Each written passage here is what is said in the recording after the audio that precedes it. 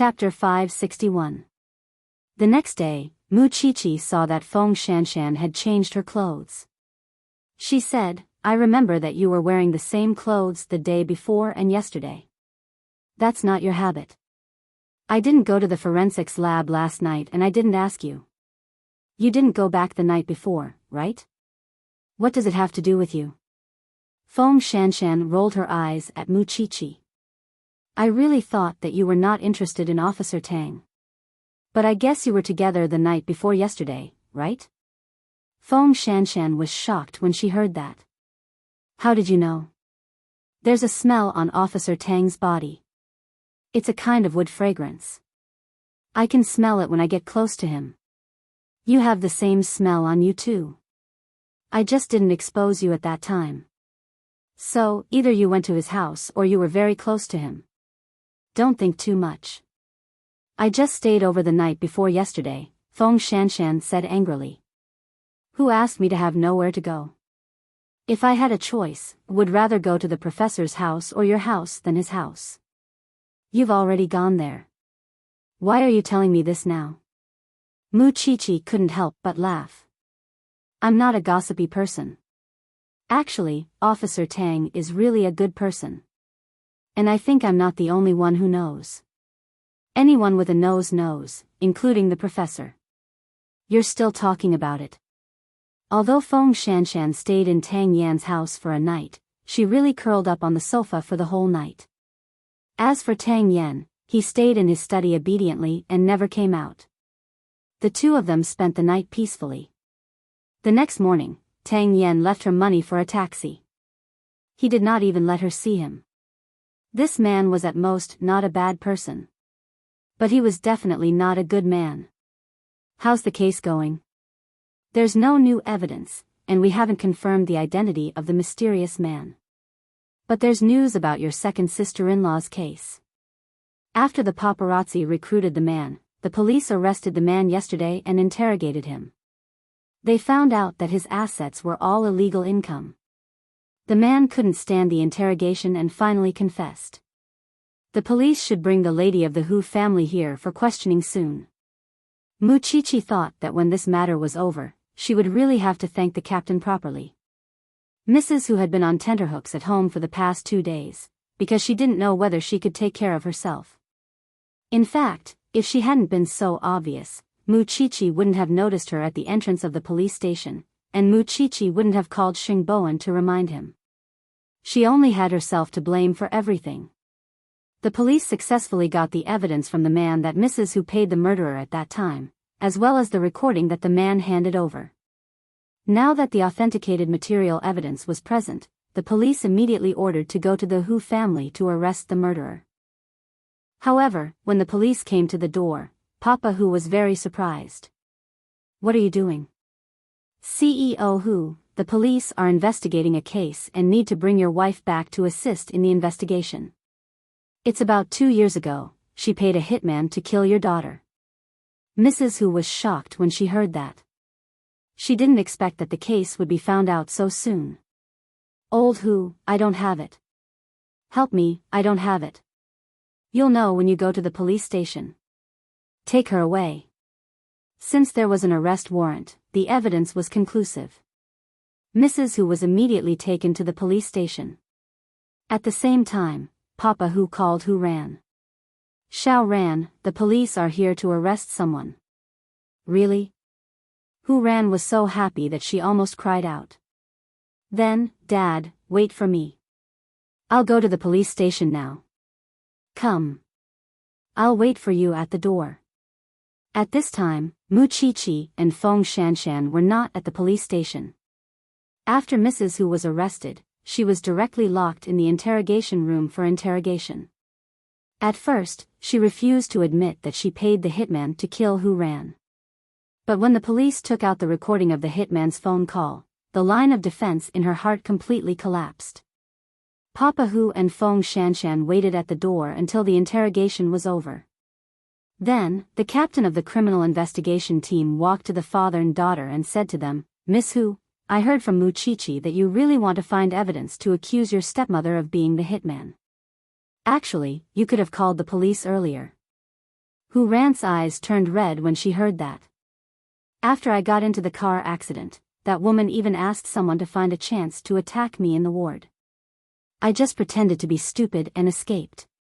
When Papa Hu heard that, he said to her helplessly, "It's all my fault. You've been wronged so much.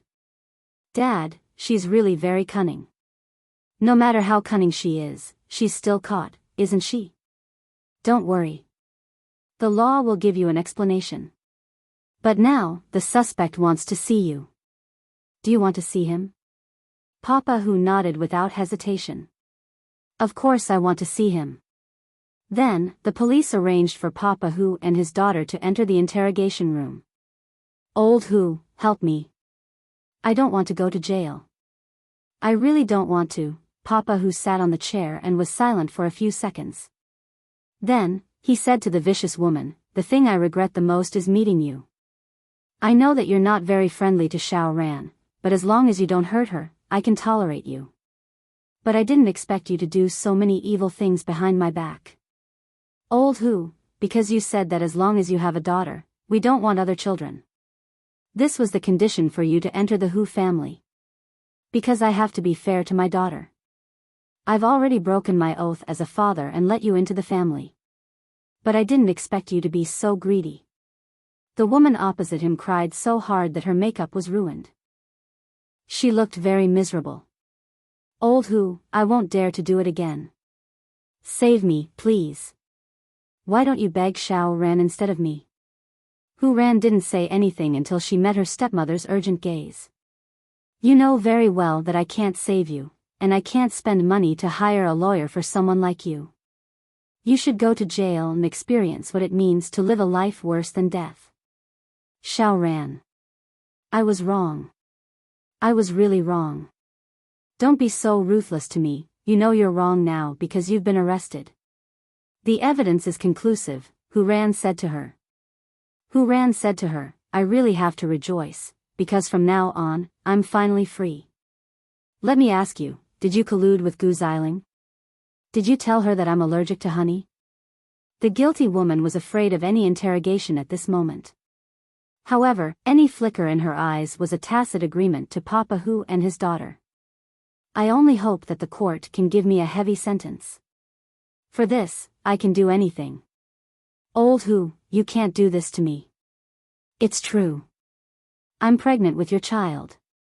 It's true," the woman said to Papa Hu as she clutched her lower abdomen. Chapter 562. "So, you've been guarding against me." The woman laughed mockingly and looked at her husband. "If you cared more about me and didn't set so many harsh conditions, I wouldn't have ended up like this." "You're wrong. You have more than anyone else, but you're never satisfied," Papa Hu said. "If you think that my conditions are harsh, you shouldn't have agreed to marry me in the first place." "Why did you nod? Isn't it because of my money? Today is the last time we see each other. The police will sue you. After you go to jail, I'll start the divorce procedures. I want you to have nothing. You can't even beg for death." After that, Papa Hu stood up with Hu Ran. "Xiao Ran, let's go home." No, don't give up on me." No, after enduring 2 years of pretending to be a fool, this vicious woman finally got the punishment she deserved. When Hu Ran left, her eyes were red. "In the future, I won't find you a stepmother anymore," Papa Hu said to Hu Ran when they left the police station. "Once bitten, twice shy, Dad, you're still so young. Why can't you find a stepmother? You can't lose trust in others because of this woman. But next time, you must keep your eyes open. You and third young master, hurry up and have a child for me to play with. Then, I won't be lonely." Hu Ran blushed, but she felt relieved. She had not expected to find out the truth of the matter. She had thought that the vicious woman would be able to get away with it. It was all thanks to the police and Mu Chi. She would remember this kindness. In the police station, although the police had finished investigating Hu Ran's case, they still had no clue about Shinqing's case.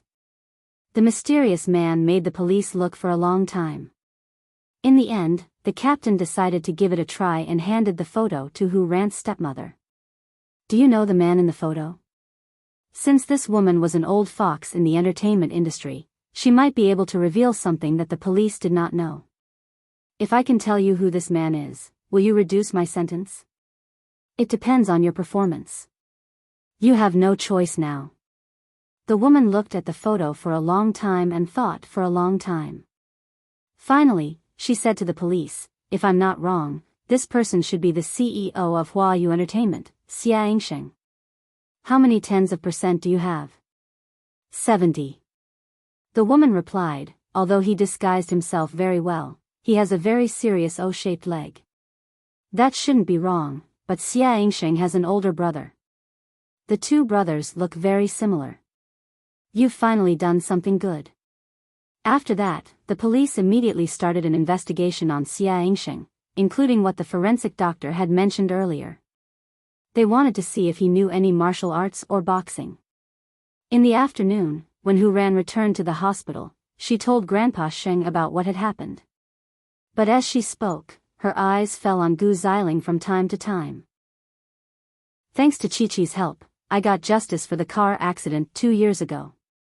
My stepmother is now locked up in the police station. I really didn't expect that Madame Hu looks so elegant and generous, was just pretending. Grandpa Sheng sighed. You're lucky. You don't have to be afraid in the future. I still will. Because my stepmother did something good for me. She told me something about someone plotting against me. So, I still can't let my guard down. Hu Ran was implying something. In fact, she was lying to Gu Xiling. After all, Gu Xiling had admitted to the honey incident herself. Of course, how could the old man not understand the meaning behind her words?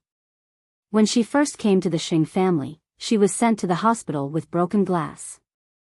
She was hurt all over because of Gu Xiling. Would she not bear a grudge? That would be strange. You're the daughter of the Hu family now, and the Gu family has changed. If you want to deal with me, I won't be able to fight back at all. Moreover, our husbands have switched identities now. Third brother is the CEO, and what is my husband? If you really want to admit defeat, show me how you want to admit defeat. Second sister-in-law, I will make it clear today. If you continue to do something shameful behind third brother and my back, I will not be polite to you anymore. Just like what you said, you don't have the Gu family as your backing now. I will definitely put you first, Gu Xiling said calmly. Because she knew that she had to endure the humiliation now. Otherwise, Sheng Kai would not be able to make a comeback. You better be like this. Grandpa Sheng saw that the two sisters-in-law were not on good terms, but he could not persuade them. Because this was the debt's second brother and his wife owed. What about Huang Yao? Because Xing Bowen had become the CEO, the eldest young master of Tiffany and Company had officially announced the resumption of the cooperation with Huang Yao. Such a big crisis had been resolved, and the board of directors was very satisfied with Xing Bowen's performance. But whether he would become the second Xing Kai was still to be seen. Xing Bowen had become the CEO, but his secretary was still the one assigned by Xing Kai. She knew that she should retreat, but Xing Bowen did not let her leave. It's the same no matter who it is. As long as you do your job well, I will let bygones be bygones. The secretary was very surprised. If it were Xing Kai, he would have fired her immediately. But Xing Bowen could still tolerate it. CEO Sheng, you should be more ruthless. But second brother and I are not the same, Xing Bowen replied. If there is nothing else, you can go out and do your work. Actually, second young master did not send me to monitor you. He sent me to seduce you. After Xing Bowen heard this, he smiled. That depends on your ability. You are too upright. You are not suitable for the business world. Whether I am suitable or not, you will know in the future. Xing Bowen did not explain further. He was very happy to know that Hu Ran's stepmother had been arrested. After the secretary left, he immediately called her. It's really good news. You don't have to be worried anymore. You really have to thank Xiao Qi. Third brother, I thank you too. Before this, Hu Ran had to stay in the Xing family because of her stepmother's threat. But now, she no longer had any scruples. Could the two of them be together? Although Xing Bowen did not plan to change his wife, what if Hu Ran wanted to meet a better person? So, after thinking for a moment, he said, if you want to go back to the Hu family, I can sign the divorce agreement for you. After all, you have just escaped from the Hu family. I don't want you to fall into the abyss of the Xing family. You deserve a better life. Chapter 563. It seemed that there was no need for Hu Ran to stay in the Xing family. Moreover, she and Xing Bowen were just a couple in name. However, when Hu Ran heard this, she did not feel very comfortable. She knew that third brother was a kind-hearted person. But when she thought about it, was she that unworthy of a man's pursuit? Moreover, in her most difficult time, Xing Bowen did not despise her for being a fool and still married her. Couldn't she stay by Xing Bowen's side and go through thick and thin with him? In Xing Bowen's heart, was she really not worthy of his trust? Let's talk about this later. Aren't we just celebrating the arrest of that woman today? Hu Ran changed the topic. Okay, let's talk about it later. But sooner or later, Xing Bowen would tell her sooner or later. In the evening, Mu Qiqi and Feng Shanshan went to the police station. At this time, the police were interrogating Xia Yingsheng. But this big shot in the entertainment industry was very difficult to deal with. He did not cooperate with the police at all. Even when the paparazzi had evidence, he denied that he had been to Shenqing's house. The police did not have any more direct evidence, so they could only let Xia Yingsheng go home. Professor, Captain hopes that the forensics team can do a more detailed examination to see if there are any more clues. Because Xia Yingsheng denied that it was him, the police have done a related investigation on him and found out that Xia Yingsheng is physically weak and lazy. He rarely goes to the gym, let alone martial arts and boxing, which are high-intensity physical skills. What about his brother? Mu Qiqi asked. His brother is still abroad. On the night Shenqing died, he was also abroad. He has a perfect alibi. The professor nodded. Then we can only look from the beginning to the end and see if we can find any more clues. The police are under a lot of pressure. After all, the victim is a celebrity. What about Huang Fu? Didn't you ask her about the situation? These two people only know how to talk from afar. Huang Fu only knows how to make groundless accusations. She's even worse than us. It seemed that this matter was really troublesome. They did not find anything related to Xia Yingsheng in the victim's house. Could it be that the man was not Xia Yingsheng? The few of them turned Shenqing's body over and over again, but the conclusion was the same as before. Forget it. We won't be able to find any new evidence today. You two can go back first. The professor said to Mu Qiqi and Feng Shanshan, aren't there any exams recently? You guys aren't in a hurry. It was nearing the end of the semester, so of course, there would be exams. So, aside from coming to the police station, Mu Qiqi had to study when she got home. As for Feng Shanshan, Mu Qiqi shifted her gaze back and forth between Tang Yan and her. The two of them had stayed in the same room for one night. Why did they look as if nothing had happened? The professor saw her gaze and smiled. Tang Yan, you've had guests recently, haven't you? There's a woman who stayed the night. What's wrong?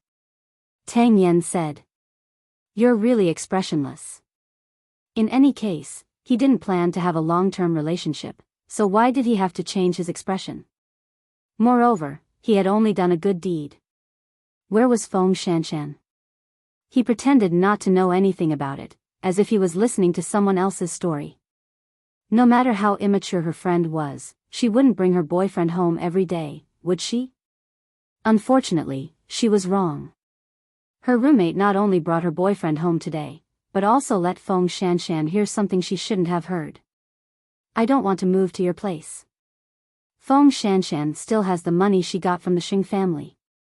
Isn't it great to eat and drink with rich people? Feng Shanshan did not expect to hear something like that. So, she did not leave from the living room this time. Instead, she came into their sight openly. Shanshan, why are you back? Her roommate got down from her boyfriend's body in a fluster. I'm living with you. You should at least care about my sensory experience. I don't want to watch erotic movies in the living room. Can't you leave a clean place in my house? Feng Shanshan fired at the other party directly. Also, I do have money. But you won't be able to use a single cent. Shanshan, pack up and get out of my sight. Feng Shanshan crossed her arms and said. However, her roommate's boyfriend hit Feng Shanshan from behind. He hit her on the head with an ashtray. After Feng Shanshan fainted, he said, why don't we just take her money? Her roommate was scared out of her wits. She watched as her boyfriend found the wallet in Feng Shanshan's bag and room. Then, they ran away. The next day, Feng Shanshan did not come to class. Mu Qiqi quickly called her, but no one answered. Then, she called the police station to confirm if she was in the forensics laboratory. No, she didn't come. Professor, can you trouble Officer Tang to go to her house and take a look? Now, no one else had the time. Okay. Tang Yen was very impatient when he received the task. But he did not refuse. Instead, he found Feng Shanshan's house with ease. But he found that the door was unlocked. Tang Yen immediately pushed the door open and saw Feng Shanshan lying on the ground. He quickly went to help her. When he found that she was still breathing, he quickly sent her to the hospital. This woman's head was smashed when she went home. It seemed that social relationships were really complicated. When it was almost noon, Feng Shanshan finally woke up. She saw Tang Yen standing beside her with a sullen face. She asked, am I still alive? You're still alive. Who hit you? Feng Shanshan thought of last night. If she had known earlier, she would not have suffered that loss. In the end, she did not have a man by her side. My roommate and her boyfriend. Call the police. I'm going back to the police station. After saying that, Tang Yen was about to leave, but Feng Shanshan stopped him. In the spirit of colleagues, shouldn't you not leave just like that? Officer Tang, even if I'm a stranger, you can't leave me alone. I don't have any relatives by my side. Feng Shanshan almost fainted from anger. How could there be such a straight man like Tang Yen in this world? Don't you have a lot of friends? Forget it. You can go. I'll call Mu Qiqi. Feng Shanshan felt that even if Tang Yen stayed, she would die of anger sooner or later. However, although Tang Yan's words were a little mean, he did not really leave. He just looked unhappy. You're really troublesome. Chapter 564. In the afternoon, Mu Qiqi took advantage of the lunch break to go to the hospital. She saw Feng Shanshan and Tang Yen staring at each other. She did not go in to disturb them because she felt that such a scene was not bad. After Tang Yen left the ward to rest, Mu Qiqi appeared at the door of the ward. Did someone seek revenge on you? In your heart, do I only have so many enemies? Feng Shanshan glared at Mu Qiqi. You know that I have many friends. You have so many friends. Why were you smashed? Forget it, I won't joke with you anymore. You're injured now and can't go back to the apartment. What do you plan to do? Don't you have any relatives you can contact? I have the huge sum of money I got from the Xing family. Which of my friends and family won't have designs on me? Feng Shanshan sneered. So I often think that it's no wonder that rich people like you never make friends with poor people. You're also poor. How can you be my friend? Mu Qiqi glared at her. At this time, Tang Yen came back. When he saw Mu Qiqi, it was as if he had seen his savior. Since you're here, I'll leave first. Officer Tang, I'm going to class right away. I just came to take a look. Shanshan is so seriously injured that she definitely can't go to class. I might have to trouble you again. Mu Chichi quickly said, please help her. She's a girl and alone. It's indeed dangerous. Then what do I have to do to make it not dangerous? Tang Yen could not help but ask. Feng Shanshan could take care of herself after some observation. It was just that she had nowhere to go. She could not stay in the hospital forever. Having a place to stay, not to mention taking care of her, at least I won't have to worry about her safety. Then you can go. Tang Yen said directly because he had already planned to handle Feng Shanshan's hospitalization procedures after Mu Chichi left. Then, he would throw her into his house. That would be safe, right? Then I'm really leaving. Before Feng Shanshan could figure out what the two of them meant, they had already left the ward. When Tang Yen came back, he had already gotten the hospitalization procedures. Let's leave the hospital. Where to? Where else can you go? Aren't you going to continue to trouble me? After that, he carried Feng Shanshan up from the bed and brought her back to his house. He threw her on the sofa and said, you can take care of yourself now. I'm going back to the police station. There's food in the fridge and new toiletries are at the bottom of the wardrobe. Other than that, don't touch my other things. Then, he left. Feng Shanshan looked at Tang Yan's house again and felt a little helpless. Because she was not as lucky as Mu Chichi, who had a complete family and so many people who adored her. She was alone in this place. Her parents had divorced and remarried. She didn't even know where they were now. Other than the fixed monthly allowance, she almost forgot that she was also raised by her parents. Now that her friend had betrayed her, it might be the punishment for her previous absurd life. Although Mu Chichi really wanted to help with Shen Qing's case, she could not do much other than perform an autopsy. She was not experienced enough.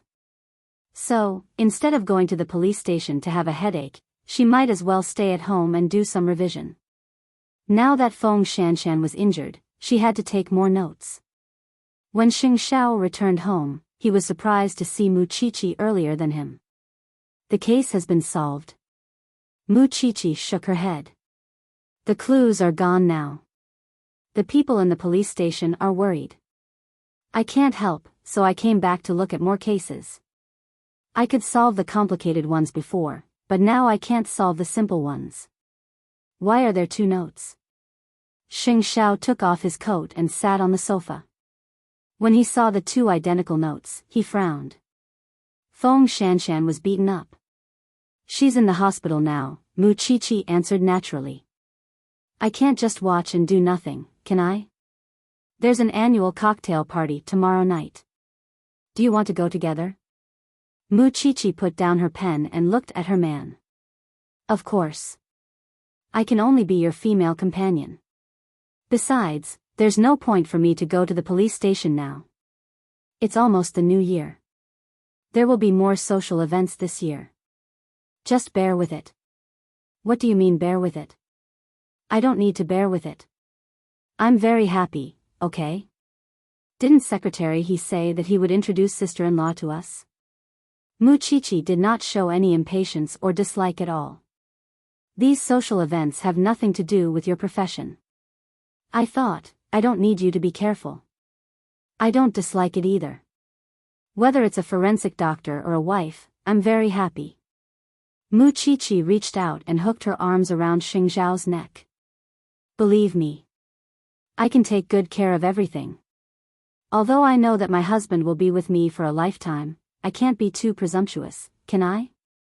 Xing Xiao chuckled and pushed her away. Continue reading your case. I'll go change.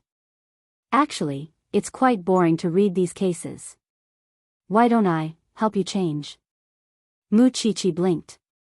When Xing Xiao saw that, he immediately grabbed her collar. What a magical little thing. That was what Mu Chichi thought. No matter how focused she was on something, she could not forget the premise.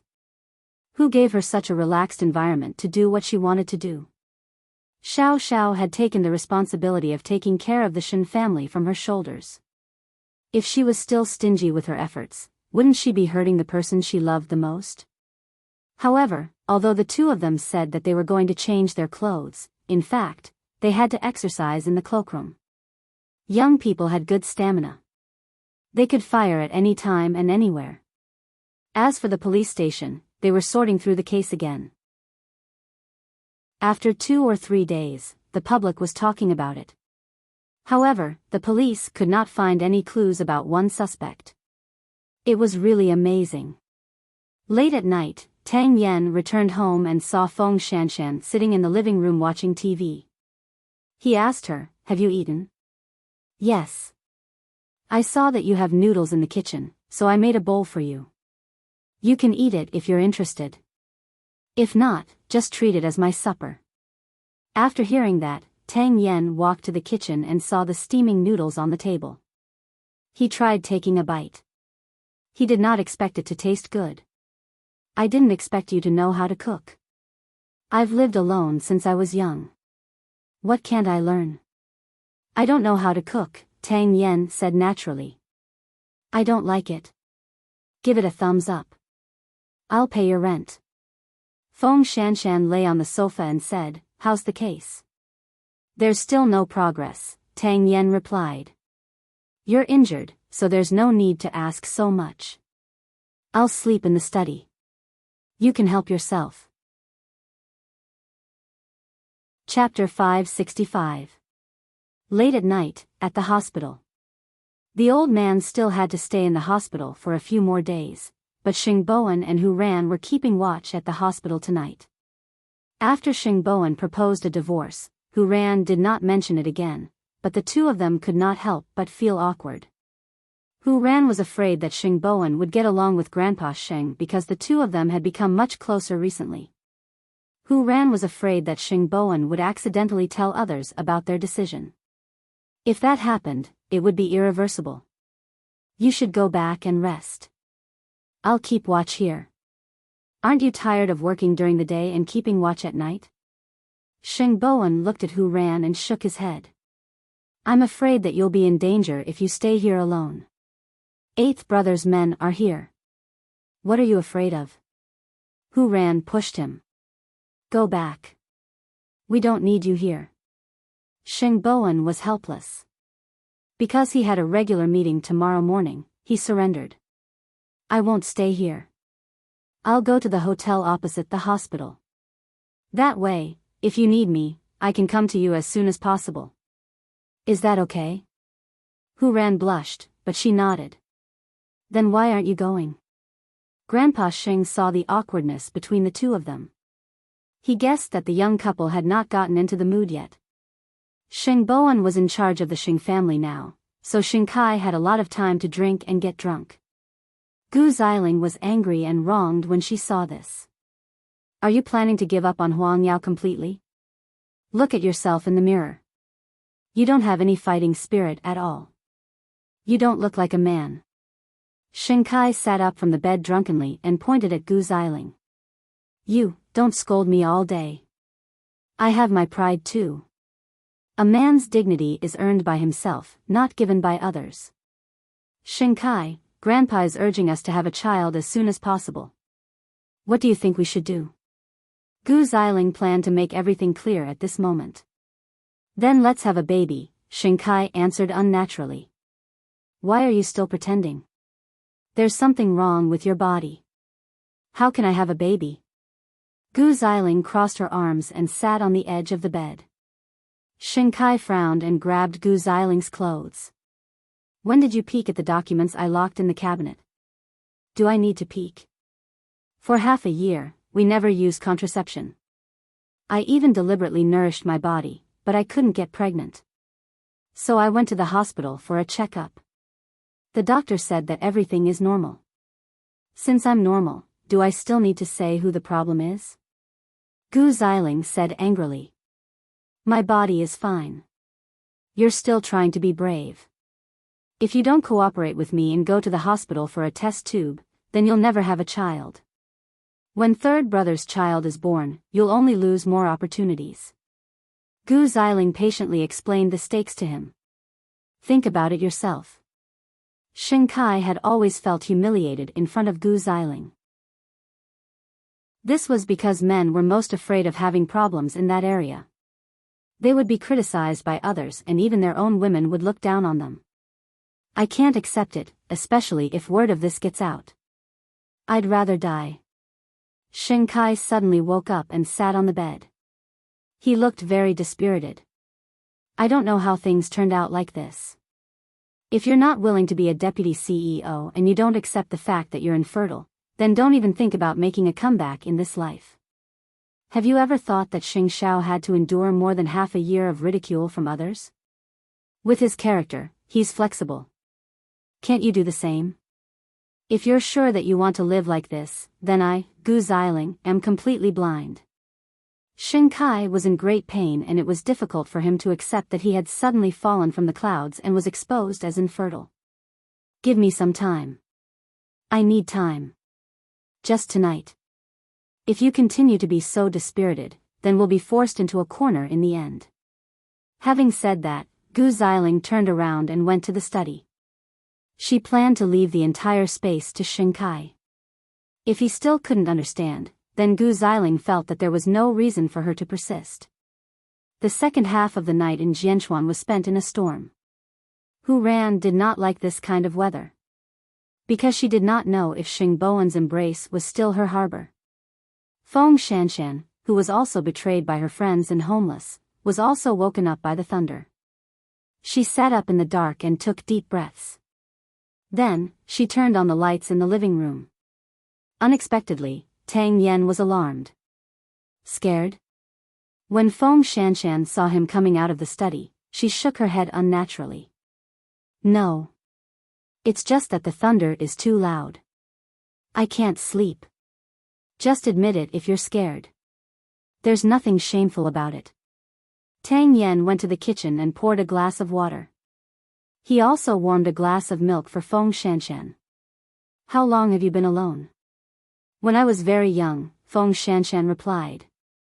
What about you? 7 or 8 years old. My parents died in the hands of kidnappers. Since then, I've been alone. Tang Yen leaned against the sofa and answered while drinking water. No wonder. His EQ was so low. Feng Shanshan held back the second half of her sentence and did not say it out loud. So, you trained yourself to be so strong and became a police officer? It's getting late. Go to sleep. If you're afraid, you can turn on the lights or lie by the fireplace. It will reduce your fear. Tang Yen refused to answer her personal questions, and Feng Shanshan consciously did not ask further. It turned out that both of them had fallen from grace. This man's life was more tragic than she had imagined. At least her parents were still alive. Therefore, Feng Shanshan decided to hate him less in the future. After all, it was not easy for him to not grow up without his parents' education. Then, she wrapped herself in a blanket and sat by the fireplace. Sure enough, when she saw the fire, she was filled with hope and was not so afraid anymore. More importantly, she knew that there was a very strong man in the study, which made her feel very safe. Because of this, Feng Shanshan suddenly had a bold idea. Since Tang Yen was also living alone, could he rent half of the house to her? However, she quickly dismissed the idea because Tang Yen seemed to be a loner and did not want to be involved with anyone. It would not be easy to convince him. It seemed that she would have to work harder and see if she could get Tang Yan's approval by cooking. Chapter 566. When he saw Hu Ran curled up on the sofa in the ward, he walked in quietly and sat down beside her. Hu Ran suddenly woke up and looked a little shocked. I was worried that you would be afraid, so I came over to accompany you. Xing Bowen took off his coat and put it on Hu Ran's shoulder. Sleep. I'm here. At that moment, Hu Ran felt her entire body warm up. Xing Bowen made her feel how precious it was that a man was willing to give her a reliable shoulder to rely on. Why would he want a divorce when things were already like this? Fool. The next day, Banyan Courtyard. Xing Xiao received a parcel from the United States. It was the marriage registration certificate for him and the little one. With this certificate, he and Mu Chichi could truly be considered to have successfully registered. What is this? Mu Chichi came over to take a look. When she saw that it was a document that she had signed, she immediately blushed. I only received it now. Why are you blushing? Didn't you say that we're already an old couple? Xing Xiao held the document and could not help but laugh at her. Getting married at the age of 20 makes it seem like I'm worried about marriage. Of course I have to blush. Mu Chichi covered her face and said. Who wanted to eat me up when they were 17 years old? Mu Chichi glared at Xing Xiao. He might have to brag about this for the rest of his life. So what if she liked him first and pursued him first? The law did not say that a girl could not pursue a man. Thinking of this, Mu Chichi felt at ease. She hugged the marriage certificate in her arms. If you bully me again, I'll tell Mom and Dad. You don't have to. Mom and Dad are on your side. Early in the morning, the two of them stood in the courtyard and started kissing intimately. It was not until Mama Xing ran into them when she went out that she saw them. Two damn children. Don't you know how to be careful? It's so early in the morning. I'm going to school. Mu Chichi was even more embarrassed when she saw that Mama Xing had seen her. She returned the marriage certificate to Xing Xiao and got into Su Che's car. Xing Xiao put away the marriage certificate and followed. Mama Xing smiled. The old couple had seen such a scene many times. They were very pleased because their son and daughter-in-law had such a good relationship. She did not ask for anything else. After getting into the car, Xing Xiao became serious. At 5:30 in the afternoon, Su Che will pick you up at school. He will bring you a dress. I know. I won't forget. Mu Chichi replied, giving him a peck on the cheek before she got out of the car. She was already a wife, but she was still so shy. Jianshuan was clear after the rain. Xing Kai spent the whole night thinking. The next day, he returned to his usual glamorous self. He planned to go to work at Huangyao after breakfast. After all, he was still the deputy CEO. Seeing him pull himself together, Gu Xiling was relieved. You won't be able to endure it for too long. There's still a long way to go. However, about the child, let me think about it and make preparations. No matter how anxious I am, there is no need to rush this moment. I can still wait for a few days, Gu Xiling replied. Go to Huangyao. Be patient. Since I'm ready to face it, I've already guessed it. You don't have to worry about it. However, Xing Bowen did not expect Xing Kai to pull himself together so quickly and appear at the Huangyao regular meeting. Because of Xing Bowen's character, Huang Yao's previous aggressive state had to change. He was more focused on building a solid foundation instead of rushing to expand. This was different from Xing Kai's management philosophy. One pursued stability, while the other liked to take risks. Of course, Xing Kai had no say now. Huang Yao now had to listen to Xing Bowen's arrangements. Because the VVIP night of Huang Yao was approaching, Xing Bowen thought of Mu Chichi's amazing plan last year. This year, he wanted to ask Mu Chichi if she had any new ideas. After all, everyone had higher expectations for the VVIP night of Huang Yao now. However, now that Mu Chichi was a forensic doctor and was very busy, Xing Xiao probably would not agree. After the regular meeting, Xing Kai returned to his office. However, on his way back, he heard many people talking about him. I can't believe he still has the face to be the deputy CEO. Huang Yao was ruined by him before. Isn't that so? Fortunately, third young master is in charge now. Otherwise, I don't know what would happen to Huang Yao. Xing Kai pretended not to hear it. When he was about to leave, Xing Bowen appeared behind the employees. Aren't you busy with work? You still have the time to gossip? The employees were shocked. When they saw Xing Bowen, they quickly dispersed. However, Xing Kai did not appreciate Xing Bowen's help at all. I didn't beg you to do this. I helped you not because you are my second brother. it would be the same for someone else. After that, the two brothers walked past each other. Xing Kai really hated Xing Bowen's arrogant character. Now that he was in power, it was as if everyone had to be taken care of by him. Did he think he was a god? Did he come to save the refugees? Sooner or later, he would tell Xing Bowen the terrible consequences of excessive kindness. In the afternoon in Xingting.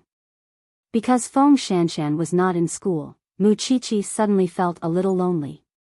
She wondered how Tang Yan's family was doing now. She made a notebook for her. The exam was coming soon. Although they could not be considered best friends, they were no longer in a tit-for-tat relationship like before. The two proud people could be considered to appreciate each other to a certain extent. Feng Shanshan had actually guessed that Mu Qiqi was really a saint in some aspects. It should be said that as long as Mu Qiqi treated someone as a friend in her heart, she would definitely treat them very seriously. However, she now hoped that Tang Yan could accept her suggestion and give her a small corner of the house. For this reason, she woke up very early to cook. Although she did not see Tang Yan, at least Tang Yan left with breakfast. This was a kind of confirmation in disguise. She did not know if it would go smoothly when she mentioned this matter to him at night. Feng Shanshan did not call. Mu Qiqi thought that she was very comfortable and happy, so she did not pay too much attention to her. After all, she had to accompany Xiao Xiao to the banquet tonight. Of course, she would not have guessed that she would see someone at the banquet. Someone who made her feel very suspicious. The banquet started at 7 in the evening. Mu Qiqi and Xing Xiao only arrived at the banquet venue at around 6:50. Go in and sit for a while. Try to finish before 8. After Xing Xiao kept a low profile, he did not really like such occasions. He preferred to talk and laugh with like-minded people. Chapter 567. After entering the banquet, the happiest thing for Mu Qiqi was seeing Xing Minglan and Jing Yun. Xing Minglan was pregnant, so she looked even softer and had the radiance of motherhood all over her body. It was really not easy. Thinking about how difficult it was for the two of them to be together, Jing Yun was going to be a father in the blink of an eye. Xiao Qi, in fact, Xing Minglan felt that Mu Qiqi had changed a lot.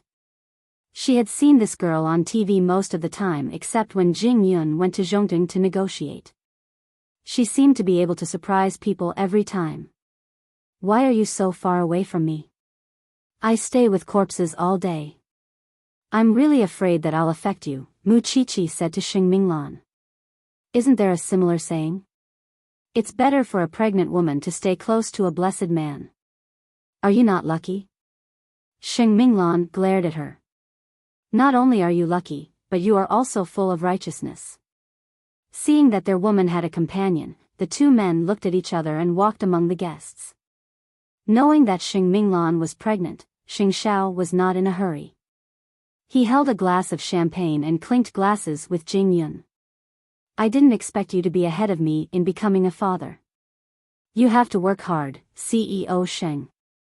Jing Yun said with a smile. Xing Xiao glared at him. He knew that the little one was only 20 years old and could not have a child. Still, it fully showed how much Jing Yun was looking forward to becoming a father. Xing Minglan saw Xing Xiao's gaze through the crowd and said to Mu Qiqi, "It seems that eighth brother is very envious, hmm?" Mu Qiqi did not understand. Xing Minglan stroked her belly. The hint was obvious. Mu Qiqi blushed. It's still too early for us, that's why I said that eighth brother is envious. We will have one too. It's just a matter of time. Just thinking about it, Xing Minglan felt that if Mu Qiqi could have a child one day, she would definitely be the darling of the Sheng and Shen families. Then, she thought of eighth brother's face that showed off everywhere after having a child. She could not help but laugh. What's wrong? It's nothing. Mu Qiqi turned around and was about to say that she should go to the buffet area to get some food. She could not let a pregnant woman starve. But when she passed by the red wine area, she saw a man in a dark green suit.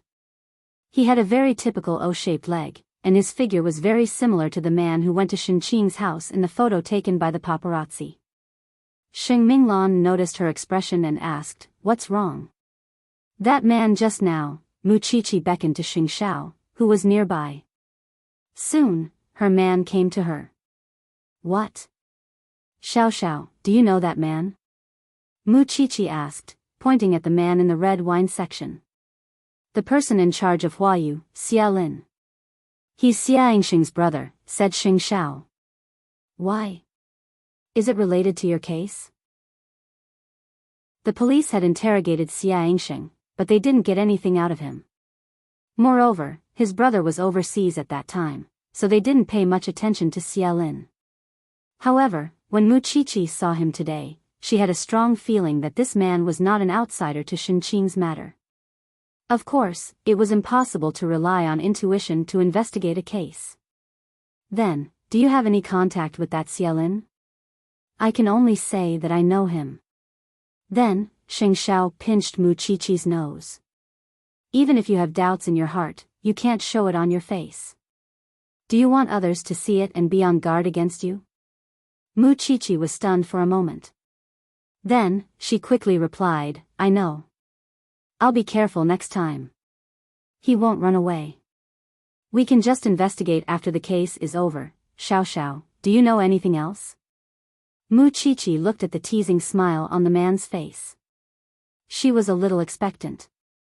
"Or do you not like me to talk about this in such an occasion? Let's go back and talk about it."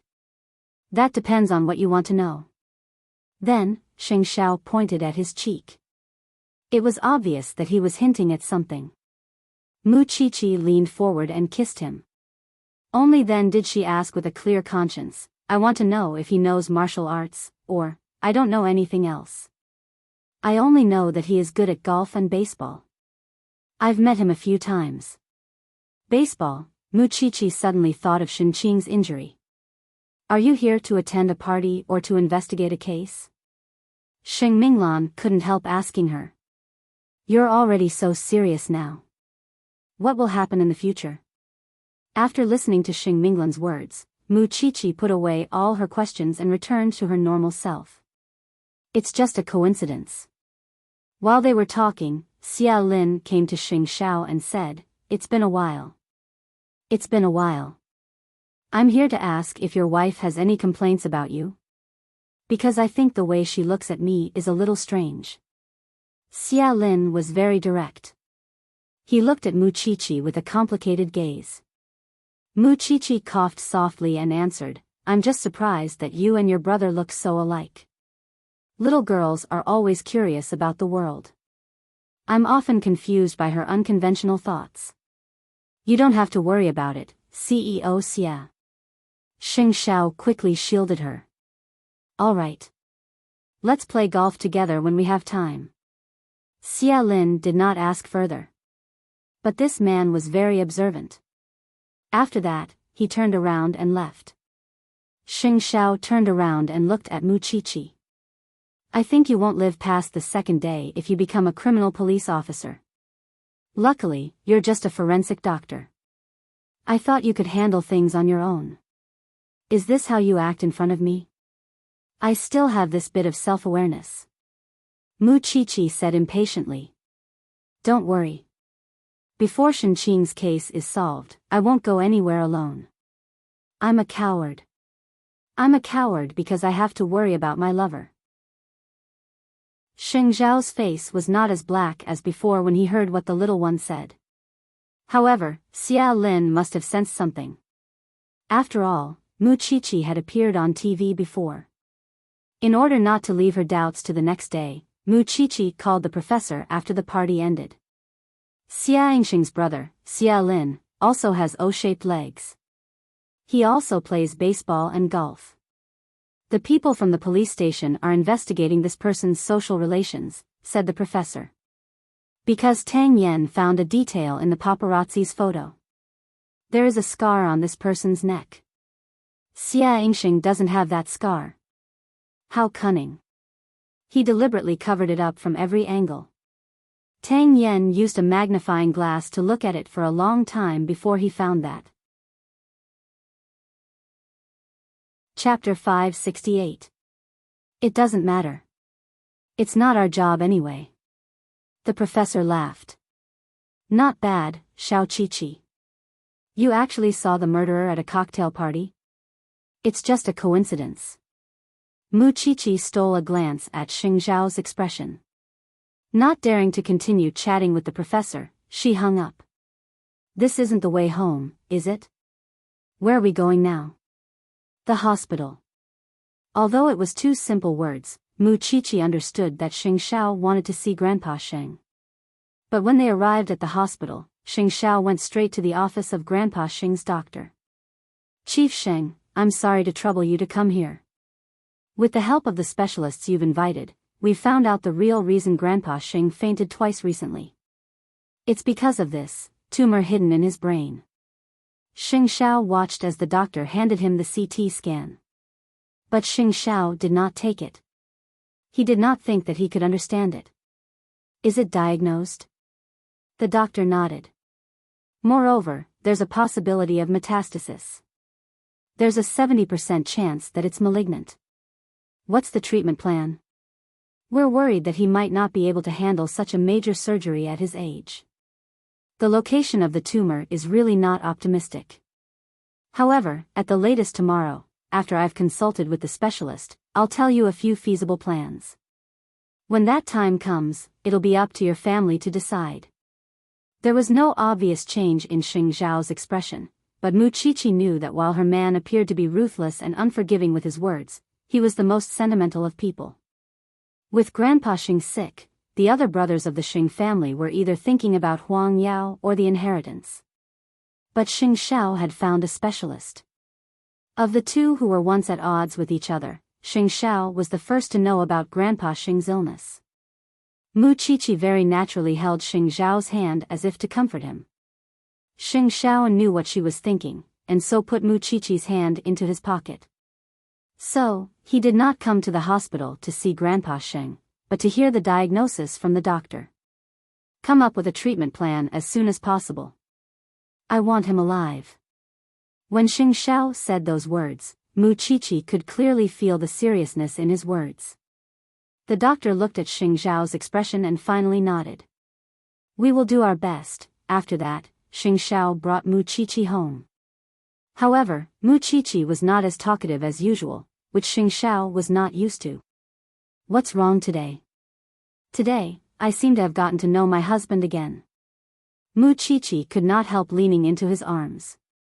I always felt that you hated the old man from the bottom of your heart.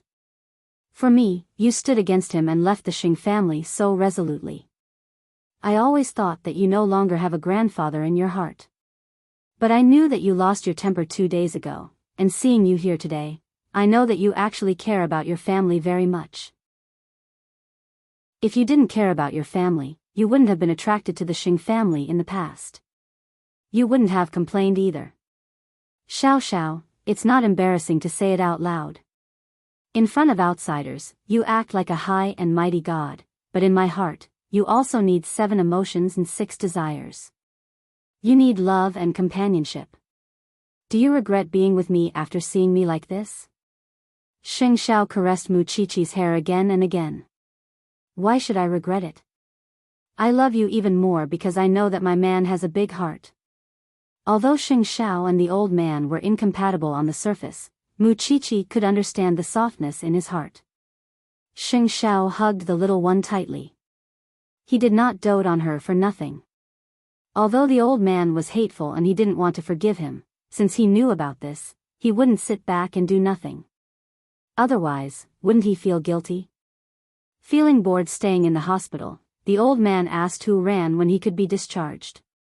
Coincidentally, the attending doctor was doing his rounds and told the old man, keep him under observation for 2 more days. Otherwise, we won't help you if you faint again. You doctors only know how to cheat money. I'm perfectly fine. Why would I need to stay in the hospital? The doctor smiled at that. Old mister, you're right to listen to me. The old man did not struggle. After all, Huang Yao was managed by third brother and there were other people in the family. He did not need to worry. Then I'll stay for 2 more days. You can't stop me if there's no problem. Old mister, you have to remember that you have a good grandson. The doctor said meaningfully and left the ward, leaving the old man and Hu Ran confused. However, the grandson the doctor was talking about was obviously not Xingkai. He rarely came to the hospital and made a fuss the moment he came. It was unlikely that it was Xingboan. But he had been dealing with things in Huang Yao for the past 2 days. The old man guessed that it was him, but he was afraid that he would be disappointed. However, just because of this, he was willing to stay for 2 more days. Tang Yen returned home in the early morning. But Feng Shanshan was still waiting for him in the living room. Have you eaten? Tang Yen shook his head. I don't have time to eat. Then I'll heat it up for you. Having said that, Feng Shanshan got up from the sofa and went to the kitchen. Soon, she came to Tang Yen with the delicious food. Eat. Tang Yen frowned. He did not understand why she was so attentive all of a sudden. So, after sitting down at the dining table, Tang Yen looked at the food and did not eat. Instead, he leaned on the table and asked Feng Shanshan, "What are you up to now?" Feng Shanshan was surprised for a moment and then smiled. Am I? Tell me. Otherwise, I really can't eat this meal. Feng Shanshan lowered her head and thought for a moment. Finally, she said, "Look at such a big house. It's quite lonely living alone. It's time-consuming to clean it, and no one will cook for you. Why don't you give me some space? I'll take care of the housework and 3 meals a day. What do you think? I won't live for free. I'll take care of everything and pay rent." Tang Yen lowered his head in silence. After listening to her, he only answered, "No." Why? Feng Shanshan asked. I won't trouble you, you're already troubling me, Tang Yen said coldly. I don't like people wandering around in front of me and affecting my thoughts. Moreover, I've been staying in the study for the past 2 days. It's very uncomfortable. Feng Shanshan did not expect Tang Yen to reject her so quickly and straightforwardly. Although she was a little depressed, she felt that it was understandable. Chapter 569. Alright then. I've been bothering you for the past 2 days. Since you don't like it, I'll pack up later and leave tomorrow morning, said Feng Shanshan. It's up to you. Then, Tang Yen stood up from the dining table. Feng Shanshan was dumbfounded. You ate it, didn't you? Did I poison it? Tang Yen thought for a while and sat back down. Feng Shanshan knew that he was embarrassed, so she did not want to torture him anymore. His sweat could really suffocate a person to death. In fact, Feng Shanshan was more or less mentally prepared. It would be strange if Tang Yen, who was not a compassionate person, agreed. He did not like to trouble others, and he did not want others to trouble him. However, Feng Shanshan noticed that the house next to Tang Yan's small courtyard seemed to be abandoned. If she could buy it and become Tang Yan's neighbor, she would not have to worry about safety, and she would not have to worry about causing trouble or disturbing him. Thinking of this, Feng Shanshan curled up on the sofa and fell asleep. When the time came, she would also buy a sofa like this because it was comfortable enough to sleep on. Tang Yen buried his head in his meal and did not pay attention to Feng Shanshan. When he was about to go to the study, he saw that Feng Shanshan had already fallen asleep on the sofa. In the past, he never felt guilty when he rejected people because he did not think that he would beg others for help. If he offended them, then so be it. However, he did not know why he felt a little guilty when he rejected Feng Shanshan. This was something he had never felt before. Feng Shanshan was betrayed and had nowhere to go. Logically speaking, as a man, he should help her. However, he did not want to have anything to do with others, especially in his personal life. He did not want another person to distract him. Unexpectedly, Feng Shanshan did not act pitiful or pester him.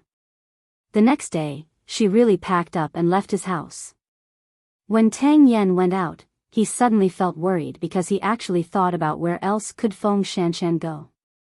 Was that something he should be concerned about? Thinking of this, he was even more annoyed. He rode his motorcycle and left the house. Xia Lin's interrogation was not smooth either. This man was even more cunning than Xia Yingsheng. He insisted that he was abroad when Shen Qing died and it was impossible for him to kill someone in the country. Now that the police could not find more evidence, they could only watch as Xia Lin was released. What happened between Shen Qing and Xia Lin? What secrets did the two of them have? Why couldn't they find any clues in Shen Qing's house? Tang Yen was troubled by this, so he did not have the mood to care about Feng Shanshan. He also wanted to use work to completely forget about this matter. What about Feng Shanshan? He appeared to be carefree and not worried about where he would go next. When they arrived at school, Mu Qiqi saw that Feng Shanshan had actually come to class. She asked her, "Where have you been these 2 days? Didn't you smell my scent? Why are you still asking when you already know the answer?" Feng Shanshan rolled her eyes at Mu Qiqi. Officer Tang probably wants to be a bachelor for the rest of his life. He's really hard to describe. You took off your clothes and seduced him? Feng Shanshan continued to stare at Mu Qiqi. Although I can have fun, I don't like to have sex. I just suggested renting his house and I will pay for his meals and housework. But he still rejected me without hesitation. Do you know? He did not hesitate at all. Mu Qiqi could not help but laugh. He is single because of his ability. What can you do? What are your plans after this? Thanks to Grandpa Xing's blessing, I have money to buy the house next to Tang Yen. This way, I don't have to worry about my safety anymore. Mu Qiqi could not help but raise her hand and give her a thumbs up. You're amazing. This is the sorrow of being alone. I heard that after Xia Lin brought him back, he refused to admit it. The police's lead was cut off again. The only hope now is to crack Shen Qing's computer. But I don't know if the information in it can be recovered. Mu Qiqi sighed. It's such a big case. Everyone knows that he is the murderer, but they can't do anything to him. I used to think that this kind of thing only happens in TV dramas. Just wait for the news. Feng Shanshan took the notebook and could not help but smile. Do you know? I want to be your enemy all the time. It's hard for me to do this. We are still enemies. While they were chatting happily, someone unexpectedly sent Mu Qiqi a package. Mu Qiqi opened it and saw a real human palm inside. It was dripping with blood, and the students around her were so frightened that they scattered. Feng Shanshan and Mu Qiqi, however, were very calm. They looked at each other and smiled. Someone dares to threaten you? Looks like he wants to know how powerful CEO Sheng is. But Mu Qiqi did not want to joke about it. Doesn't this mean that the person is guilty? Shall we go to the forensics lab tonight? Mu Qiqi shook her head and said to Feng Shanshan, "You go alone. I have something to do at home."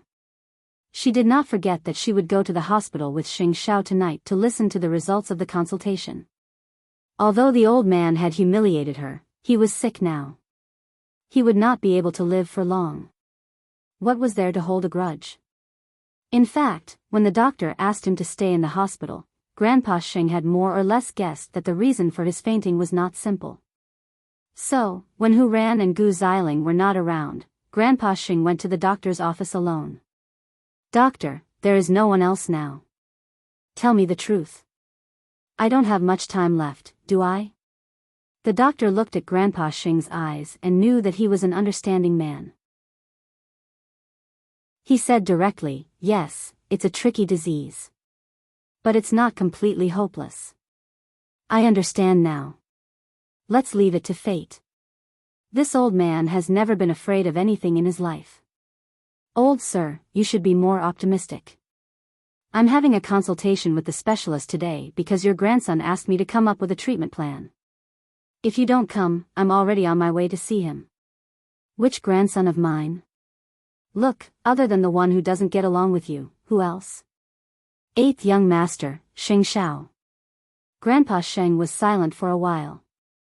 Then, he asked uncertainly, is he trying to make me die early or something? Chapter 570. Grandpa Sheng followed behind the doctor and saw Xing Xiao, Mu Qiqi, and the specialists in the consultation room. Then, the attending doctor walked in and put all the plans in front of Xing Xiao. Chief Sheng, I believe that the specialists have told you about old Mr. Sheng's condition. And after our discussion, we suggest that you persuade old Mr. Sheng to undergo surgery as soon as possible. The success rate of the surgery is 35%. The current situation is still optimistic. If it continues to be delayed, it will be too late when the tumor metastasizes or the cells spread. Then, the surgery will be meaningless. What about the surgery plan? Xing Xiao asked. There are two plans for the surgery at the moment. One is to go abroad. At the moment, the equipment abroad is more advanced. But in terms of this kind of surgery, I still trust the local doctors more. The two chances are almost the same. This needs to be weighed by the family members. This is the first time I heard that a 70% chance is considered high. Xing Xiao's voice was a little cold. Chief Sheng, we doctors also hope that every patient can recover. But humans are so small in front of diseases. We can't do anything but try our best. Xing Xiao looked at the plan and finally put it in front of the doctor. You said that the local doctors are more skilled. The specialists you invited also agree with this. Also, the patient needs to agree to the surgery. And there are so many people in the Xing family. Do you want to tell them? If I tell them, can the surgery still be done? Xing Xiao asked the doctor. Xing Kai and Xing Bowen would have to fight many times. Moreover, the Xing family had their own thoughts. It was unknown whether they wanted Grandpa Sheng to recover or not. Tell them? Then I will think of a solution for the patient, said the doctor. I hope you will do your best. Grandpa Sheng really did not expect that Xing Xiao would come to the hospital for a meeting with the doctors for his sake. Obviously, Xing Xiao did not want to see him. But just as the doctor said, not wanting to see him did not mean that he did not care. After Xing Xiao and Xing Bowen left, Grandpa Sheng went to the doctor's office. Did you see it? Grandpa Sheng nodded. I just didn't expect, he didn't expect that his grandson, who was always against him, was the one who cared about his health the most. And those people who usually spoke well of him were now eyeing his inheritance. Old Mr. Sheng, that is why you have to make a choice. With that, the doctor placed the treatment plan in front of Xing Xiao. Now, you need to nod and agree. When the old man saw the surgery consent form, he didn't think too much and wrote his name on it. You won't even consider it? I trust Xing Xiao. It's just that I don't want anyone else in the Xing family to know about my surgery, especially my other grandchildren. Doctor, before this, I hope you can cooperate with me. I want to leave the hospital and find an excuse to come back. Old Xing did not want second brother and his wife to know about this. Otherwise, who knew how much they would plot against him? The doctor thought about it and nodded. Go ahead, I'll just cooperate. Among all his children and grandchildren, only the eighth one was sincere to him. But in the past, he had done so many things to hurt his eighth brother. He had pushed his grandson away with his own hands. After coming out of the hospital, Mu Qiqi received a call from Feng Shanshan. The information in Xin Qing's computer has been recovered and decoded. And in her encrypted files, there are photos of her and Xia Lin together. Aren't you coming to the police station to participate in such an exciting moment? Mu Qiqi turned to look at Xing Xiao. Although she was excited, she did not hesitate and said, since everyone has found the evidence, I have nothing to do with what happens next. Just tell me the results when the time comes. Feng Shanshan nodded. Mu Qiqi nodded. All right. We'll talk about it in class tomorrow. Mu Qiqi wanted to go, but she wanted to stay by Xing Zhao's side. Sheng Xiao put his arm around Mu Qiqi's neck. He did not want to let go of her now. He just wanted to hug this little one. Are you going to tell Dad and Mom? Sheng Xiao shook his head. There's no need to let more people know about this. As long as he did it quietly, it would be fine. That old man probably didn't want to alarm others, especially those who had a deep obsession with his legacy. What if the surgery fails? Sheng Xiao did not say anything. He just hugged Mu Qiqi tighter. We'll talk about it when the time comes. I'm afraid that Shinkai's family will make a big fuss. Not to mention even 10 Shinkais can't do anything in front of me. This was Sheng Xiao's confidence. At this moment, Xia Lin was brought back to the police station for interrogation. They found a lot of photos of them in Shen Qing's computer. Officer, what can this prove? If you suspect that I killed her, you should show me the evidence. Xia Lin said very calmly. You have to be clear. When Shen Qing died, I was abroad. If you have evidence, come and arrest me. If not, I advise you not to keep wasting my time. Otherwise, I will file a lawsuit against you. The colleagues in the interrogation room felt very uncomfortable. Because this man was really too cunning. He did not fall into any trap. Seeing this, Tang Yen felt that he had to find new evidence. That was, why was Xia Lin abroad when Shen Qing died? If he could figure this out, everything would have an answer. However, when Tang Yen left the police station and was about to ride his motorcycle, he saw Feng Shanshan at the entrance of the police station. At first, he did not think about this woman for the whole day. He did not have any burden in his heart. But, Tang Yen felt that when he saw Feng Shanshan at this moment, all the psychological hints in his mind were broken. So, he rode his motorcycle to Feng Shanshan. Where are you going? I'll give you a ride. No need. You can go. I bought a car myself. Feng Shanshan took the car key and shook it at Tang Yen. It seemed that she did not need him at all. Have you found a place to stay? Yes. Feng Shanshan nodded. Thanks to you. That's good. After that, Tang Yen rode his bike and left the police station, leaving Feng Shanshan alone in confusion. Was this man so kind to her? Chapter 571. That night, when Tang Yen returned home, he was eager to know where Feng Shanshan had gone. Didn't they say that her friends could not be trusted?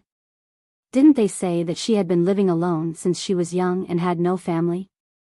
He was the one who rejected Feng Shanshan. But strangely, he was the one who could not let go of Feng Shanshan. That feeling made him feel strange and anxious. He did not know what was wrong with him. So, he went to the bathroom to take a cold shower in the winter. But when he returned to the kitchen and saw the kitchen utensils that Feng Shanshan had used, the worry that he had just suppressed floated to the surface of the water like a feather falling into the lake. How would he know that Feng Shanshan was packing her things next door? However, Feng Shanshan did not want him to know. So, she planned to miss his working hours and go out. Otherwise, it would be very awkward if they met. The next day, the doctor announced that Grandpa Sheng was fine and could be discharged. Sheng Bowen specially arranged a comfortable car to pick him up from the hospital. The doctor and Grandpa Sheng agreed to only give him 2 days to go back to the hospital for surgery because his condition could not be delayed. Grandpa Sheng nodded in agreement. He planned to go home and arrange a good show where his good friend came to visit him. Then, he would go straight to the hospital for treatment. When they returned home, the Shengs behaved themselves. Even Sheng Kai went back to work seriously. He was willing to submit to Sheng Bowen and be the vice president of Huang Yao. He swallowed everything. After Sheng Bowen took office, he handled the matters of Huang Yao very well. Even if he was not smart, he knew how to make use of his strength, which was to win people over with virtue. A large number of radicals in the company didn't like Sheng Bo's scholarly style of doing things, so they secretly contacted Sheng Kai. Because if Xing Bowen became the CEO, they would have no benefits to speak of. They wouldn't be able to get any benefits. On the surface, Xing Kai did not accept anyone's invitation. But in their hearts, they knew that Xing Kai could not be picky at this time. At lunchtime, everyone was very obedient. Grandpa Xing chuckled. Then, he put down his bowl and chopsticks and said to everyone, "Grandpa Song called me late last night and invited me to the Song family to rest for a few days. Anyway, I need to rest now, so I agreed to his invitation and will leave tomorrow afternoon." "Which Grandpa Song?" "The antique collector?" Xing Bowen asked. "Yes, it's him." The old man nodded. "Let the butler accompany you. Pay attention to control your emotions," Xing Bowen instructed. At the side, Gu Xiling looked at the old man. She couldn't help but have some doubts in her heart. This was because the Song family that the old man was talking about was also friends with the Gu family. However, this family had already moved to Iceland a year ago. They weren't even in the country at all. How could they possibly invite the old man over? What was the old man planning? After lunch, Gu Xiling called her mother and asked her to confirm the matter of the Song family. However, Gu Xiling's mother told her that the family had not come back since they emigrated. Gu Xiling was sure that the old man was hiding something. Otherwise, why would he hide it from his family? In order to get to the bottom of this, Gu Xiling decided to follow Grandpa Xing tomorrow to find out what was going on. In the afternoon, Mu Qiqi and Feng Shanshan rested in the library of Enchanting University. It was clearly such a sacred place, but there was a little girl gossiping in such a place. Feng Shanshan couldn't stand it anymore. She walked in front of the two girls and said to them, "This doesn't seem to be a suitable place for you to discuss which celebrity has cheated on you and who has hooked up again." The two girls glanced at Feng Shanshan and felt a little uncomfortable. They closed the gossip magazine and got up from their seats to leave. Feng Shanshan looked at the cover. It was actually Xinqing. She called out to the two girls. "Leave the magazine." The two girls handed the magazine over in a silly manner and quickly left the library. Feng Shanshan returned to her seat with the magazine and handed it to Mu Qiqi. "This issue has Xinqing's previous interview. What's the use? It's impossible for her to return to the magazine and remind us who killed her and where the evidence is." Mu Qiqi glanced at the cover of the magazine. Although she said that it was useless, her hands still flipped through the pages uncontrollably. When she saw the lines of the interview, she suddenly frowned. Xinqing said that the kind of people she envied the most in her life are the paparazzi. Shouldn't it be hatred? Feng Shanshan looked at the magazine. She also mentioned that she has a good relationship with the paparazzi in the circle. Thinking of this, Mu Qiqi immediately took out her phone and searched for news about Xinqing. She found that there were very few negative news about her. Of course, it was compared to Huang Fu. If the paparazzi Chui is really helping Huang Fu to keep an eye on Xinqing, how is it possible that Xinqing did not expose any scandals? I still feel that the paparazzi is very suspicious. Feng Shanshan was also bored. She went to look for news and videos about the paparazzi. She looked at them one by one. Because she also felt that there was a secret between Xinqing, Xiaolin, and the paparazzi. Although the police had found the photos of Xinqing and Xiaolin. "Mu Qiqi, I actually want to investigate the ancestors of this paparazzi. Because I found this." Feng Shanshan passed the phone to Mu Qiqi. She went to the paparazzi's Weibo and found his alternate account. She followed the alternate account and found the profile picture that the paparazzi had used before. It was a photo of him with a woman. Although it was not very clear, from the outline, it was not difficult for them to see that it was a fat version of Xinqing. They looked at each other and then got up from the library. The time they spent looking at the photo should be about the same as when they were in high school. So, they quickly found the location of the paparazzi's high school. They rushed there anxiously, only to find that Tang Yen was also in that school. "You also found something unusual?" Tang Yen glanced at them and continued to look for the photos in his hand. I went to the Civil Aviation Department to confirm it. Xia Lin did go abroad a few days ago. But on the afternoon of Shenqing's accident, he flew back to Jianchuan with a private jet. The people from Huayu made a fake certificate. But even so, Xia Lin still insisted that he did not kill Shenqing that night. He also did not see Shenqing. He even clamored for the police to show him the evidence. So, I think that perhaps the paparazzi and Xia Lin know something about each other, but they are hiding it for each other. Chapter 572. Because of this, Feng Shanshan took out her phone and showed it to him. Shenqing and the paparazzi used to be a couple in school. Tang Yen searched through the photos and found Shenqing, who was a little fat, in the graduation photo album. After that, the three of them found the homeroom teacher at that time to understand the situation. Only then did they know that the two of them were in a relationship at a young age. Shenqing was fat at that time and many people despised her. Only the paparazzi liked her and was willing to be with her. In the photo, they also saw the paparazzi exercising. So, Mu Qiqi asked, "Is this man very fit?" Of course. His father used to run a Muay Thai gym in his early years. Although I have never seen him practice, his physical fitness is amazing. He has always been number one in sports. After understanding the situation from the school, the three of them felt very complicated. Xia Lin was Shenqing's lover and the paparazzi was Shenqing's first love. What kind of entangled love triangle was this? It was really annoying. So, when you are in a relationship, you have to be wholehearted. Shenqing's situation is the most likely to lead to a love killer.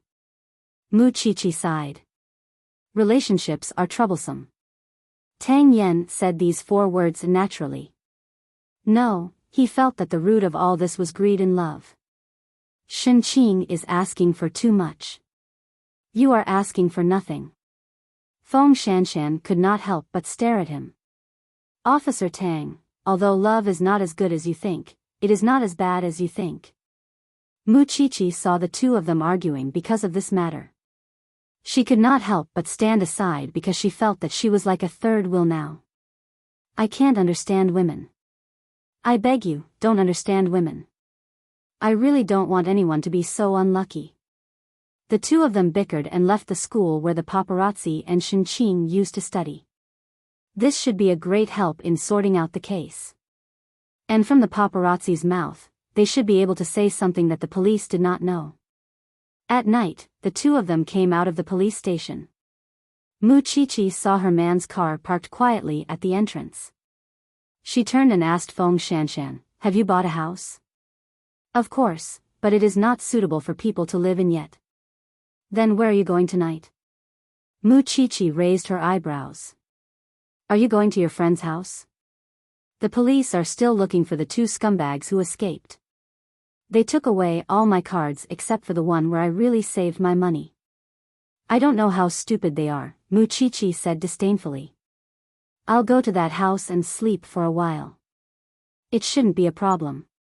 Tang Yen is just next door anyway. I won't worry about it."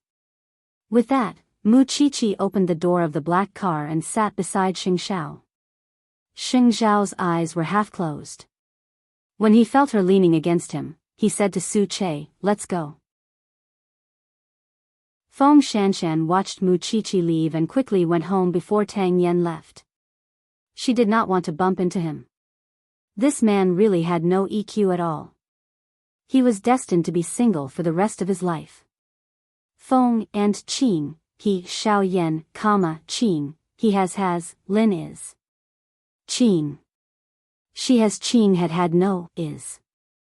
The more you wish for something to happen to them, the less likely it will happen to them. Xing Xiao squinted at the little one. Besides, who asked you to worry about one couple after another? Are you a matchmaker or a matchmaker? Is it that obvious that I'm playing matchmaker? Idiot. After cursing, Xing Xiao closed his eyes. You should write it on your forehead. Thinking about Shenqing, Mu Qiqi told Xing Xiao about the complicated relationship. I can't imagine how I would feel if a woman fought with me for you. First of all, that woman has to dare to approach me. Not all women are like you, barging into my arms.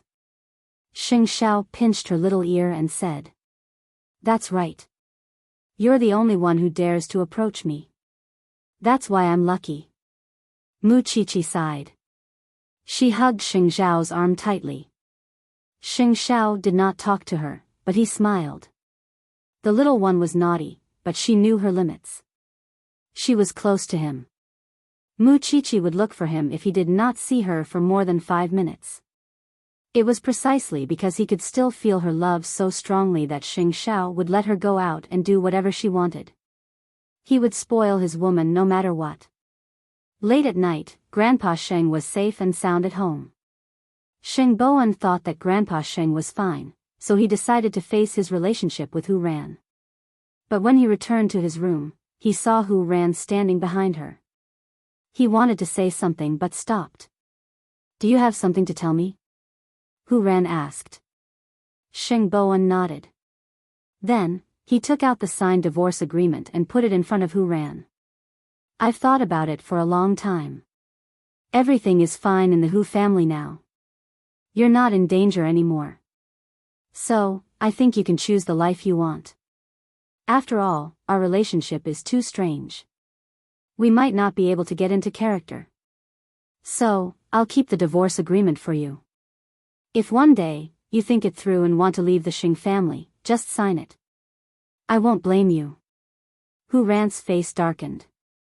Because she did not expect that this silly man would really prepare the divorce agreement. I won't sign it. Since I'm married, I don't plan to divorce, Hu Ran said seriously. Xiao Ran, it's late. Go to sleep. Hu Ran was afraid that he would insist, so she turned off the lights in the room and lay on the bed. I'll put it on the dresser. Do you really want to divorce me that badly? Hu Ran was a little discouraged. I've already said that I won't sign it. Don't you understand? I just hope that you'll think it through. Don't think about others anymore. Or do you not like me at all? Do you like another girl and want me to make room for her? If that's the case, I can fulfill your wish. Hu Ran's chest heaved up and down. It was obvious that she was really angry. Sheng Boan sighed and silently put away the divorce agreement. I only have you by my side. There's never anyone else. Then don't say anything. Hu Ran shouted at him. I think my life is good now. There's no need to change. I'm very willing to be the wife of the CEO of Huang Yao. You have to let me live a happy life, right? I've suffered all these years and finally married a good man. Are you going to beat me back to my original state so soon? Do you think I'm a good man? Chapter 573. Late at night, the police station was still interrogating the paparazzi. This time, Tang Yen also entered the interrogation room. No matter how the paparazzi made up a story, he was not moved at all. He just watched the paparazzi perform. When the paparazzi was done, Tang Yen asked, Are you done? Officer, I've told you many times that I didn't kill Shenqing. Is it because you can't find the mysterious man, so you always bully an honest person like me? Tang Yen did not say anything else. He just said to Tang Yen, Do you know that your fingerprints are enough for the police to charge you? How much more do you want to act in front of us? No, officer, this is the interrogation room, the police station, not your entertainment industry. Tang Yen roared. The people in the interrogation room were stunned. They could not help but tremble. We don't have time to act with you. Tell us about the love triangle between you, Shenqing, and Xiaolin. Tang Yen printed out the photos of the paparazzi and Shenqing and placed them on the table one by one. You've led us to investigate that mysterious man again and again.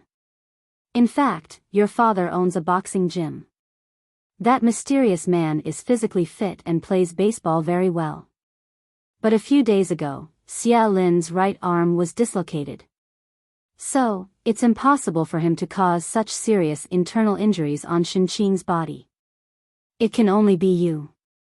You and Shinqing used to be classmates and have been lovers for so many years. You tried your best to protect her, but you did not expect that she would become the lover of a big shot in the entertainment industry. You held a grudge against her, so you killed her and framed Xiaolin. You are a paparazzi and Shinqing is a superstar. How can you be worthy of her? Look at how beautiful Shinqing is. But what about you? If it were anyone else, they would not give up Xiaolin and choose you. Enough. The paparazzo suddenly clenched his fists and yelled, I've had enough. I've forgiven her countless times. Every time, she would say that she had broken off all relations with that man. But every time, I would catch her in bed. I've had enough. At the same time, the other police officers also found the weapon he used to hit Shinqing in the paparazzi's rented house. This case has been dragged on for so long. This scumbag is really patient. Everyone in the police station was relieved to be able to solve the case. When Tang Yan walked out of the police station, it was already 2 in the morning.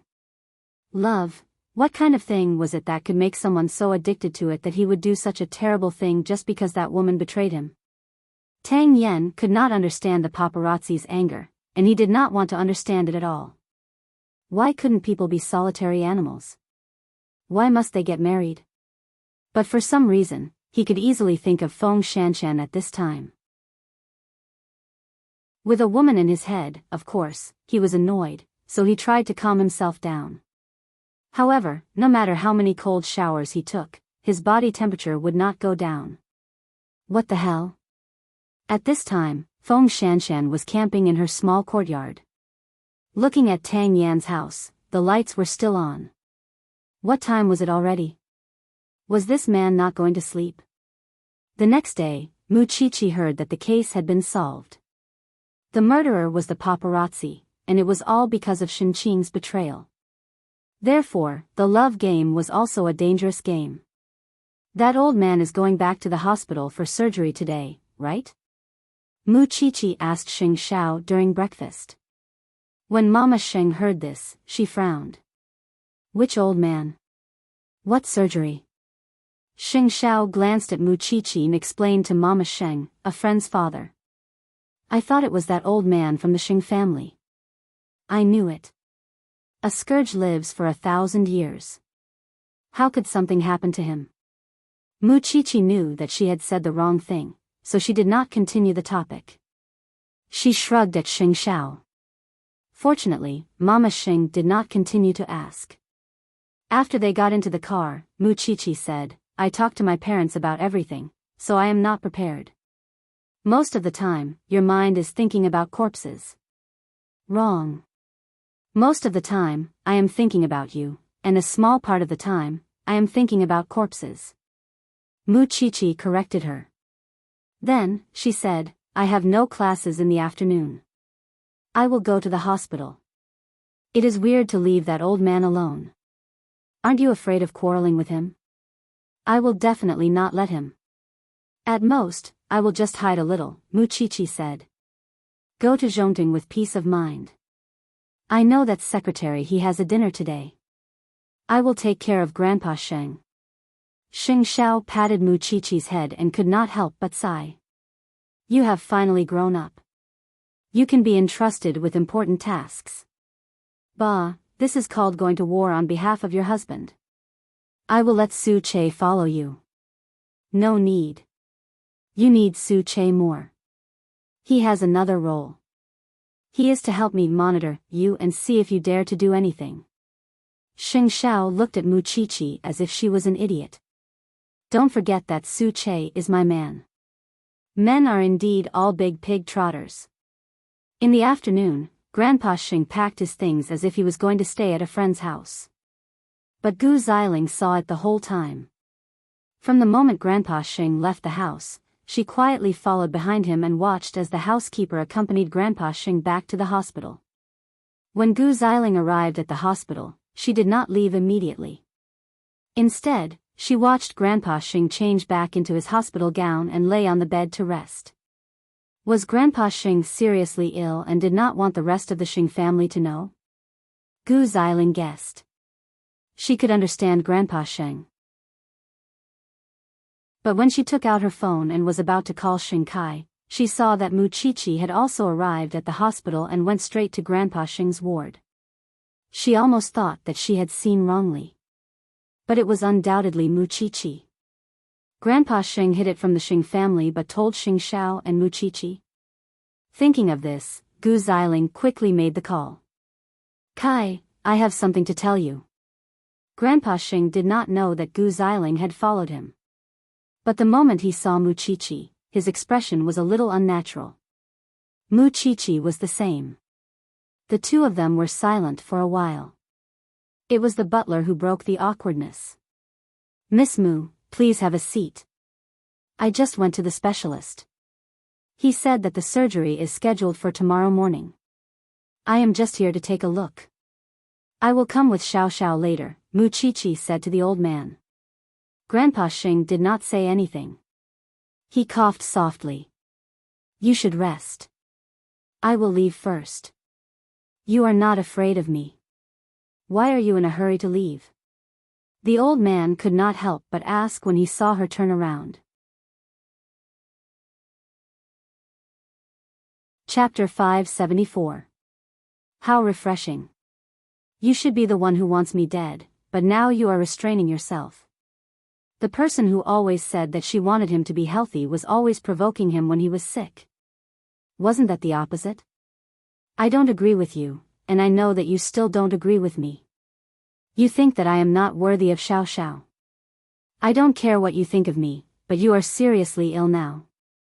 I have to endure it no matter how much I hate you.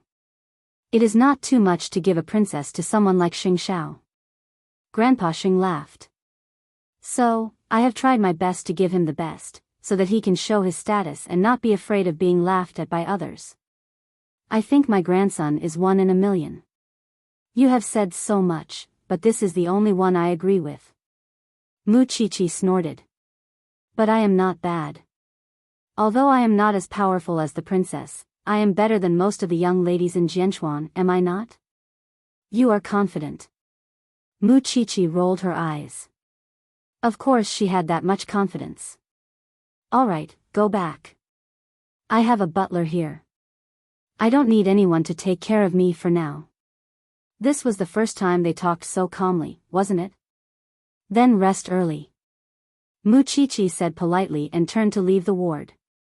It was only after Mu Qiqi left that Grandpa Xing laughed. This girl still has such a personality. She never acts according to common sense. She's really like 8th brother. Isn't she taught by 8th young master himself? The butler laughed too.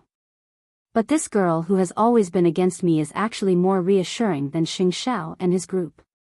Grandpa Xing sat on the bed and laughed mockingly. Speaking of which, Gu Xiling is the one I chose. But what happened in the end? Gu Xiling saw Mu Qiqi enter the hospital and leave with her own eyes. She did not stop Mu Qiqi, but told Xing Kai when she got home. Grandpa did not go to a friend's house at all. He went back to the hospital. He must be seriously ill, but he did not tell anyone in the family except Xing Xiao. Xing Kai's eyes were full of disappointment when he heard Xing Xiao's name. Grandpa still thinks of 8th brother. Grandpa is being too biased. It's fine if he's fine, but if something happens to him and no one from the Xing family is by his side, won't Xing Xiao have the final say? Gu Xiling was indignant.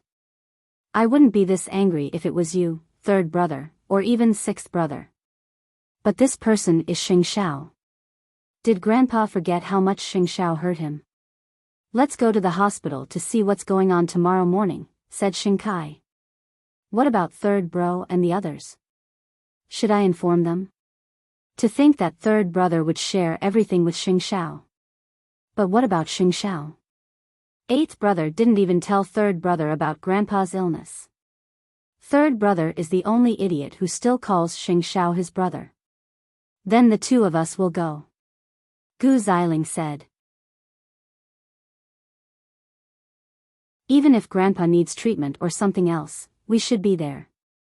An outsider like Xing Xiao shouldn't interfere with the Xing family's affairs. Xing Kai did not say anything. After all, didn't Gu Xiling always want to be Xing Xiao's wife? Although the two of them had agreed to forget about that matter, it was still hard to bear when she really thought about it.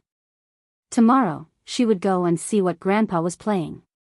Could it be that all the descendants of the Xing family were outsiders and only Xing Xiao was his grandson? Night, it was as if it had just begun.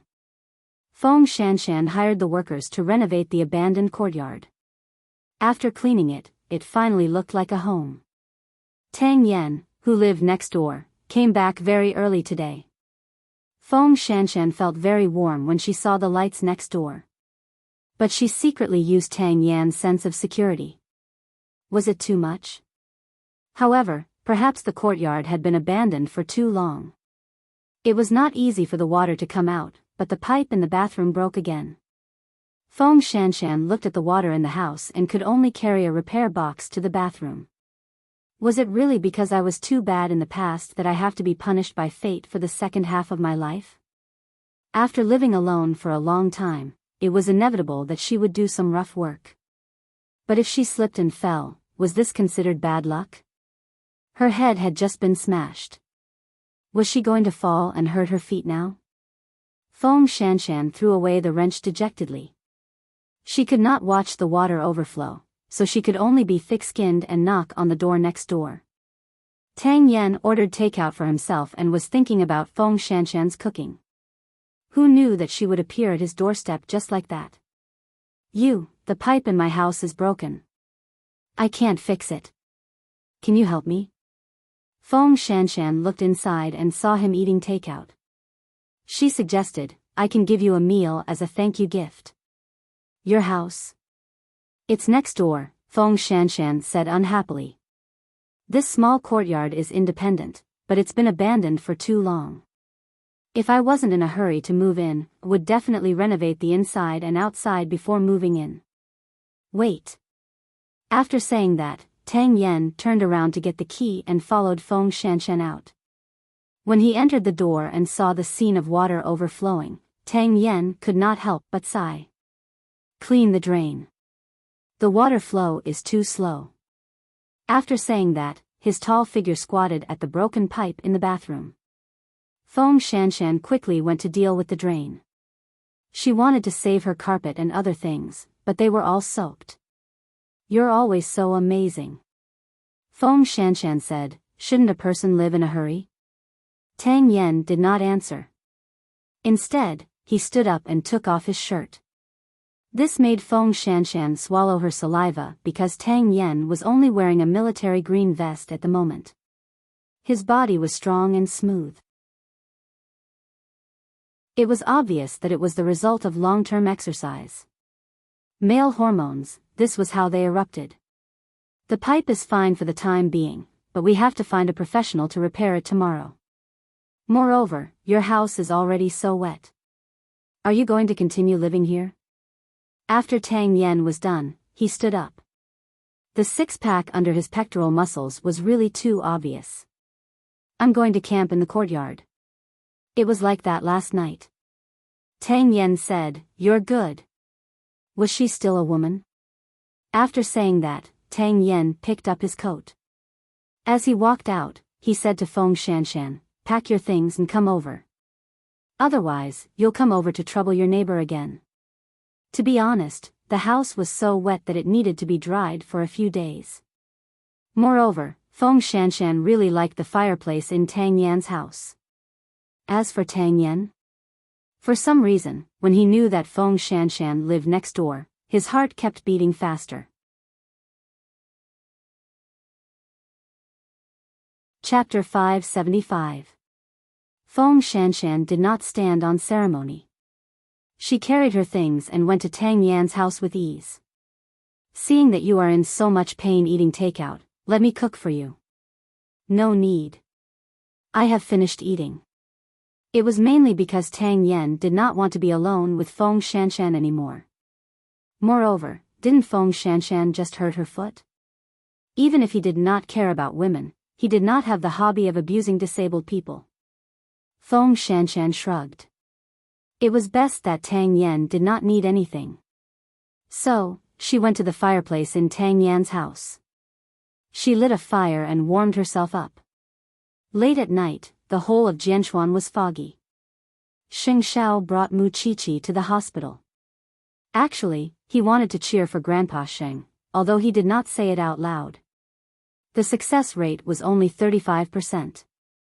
If Grandpa Sheng did not come down from the operating table, tonight would be the last time the grandfather and grandson would see each other. Because of this, Xing Xiao brought Mu Qiqi to the hospital immediately after he came out from the dinner. In the hospital, Grandpa Sheng had just finished washing up. He was scheduled to have the earliest surgery tomorrow. Eighth young master, Miss Mu. The butler shouted. When Grandpa Sheng heard the butler calling him eighth young master, he felt as if a lifetime had passed. When he looked up and saw the person in person, he was shocked. Why did you come at this time? To let you go to the battlefield with peace of mind tomorrow, Xing Xiao replied. The will should be ready. Eighth brother, if I really leave, can you promise me that you will come back to the Xing family? Grandpa Xing said to Xing Xiao seriously. I can't care about your private affairs. I just think that the Xing family should not be without one member. You can mention this request to me if you survive tomorrow, Xing Xiao replied seriously. Grandpa Xing laughed. You are still the same.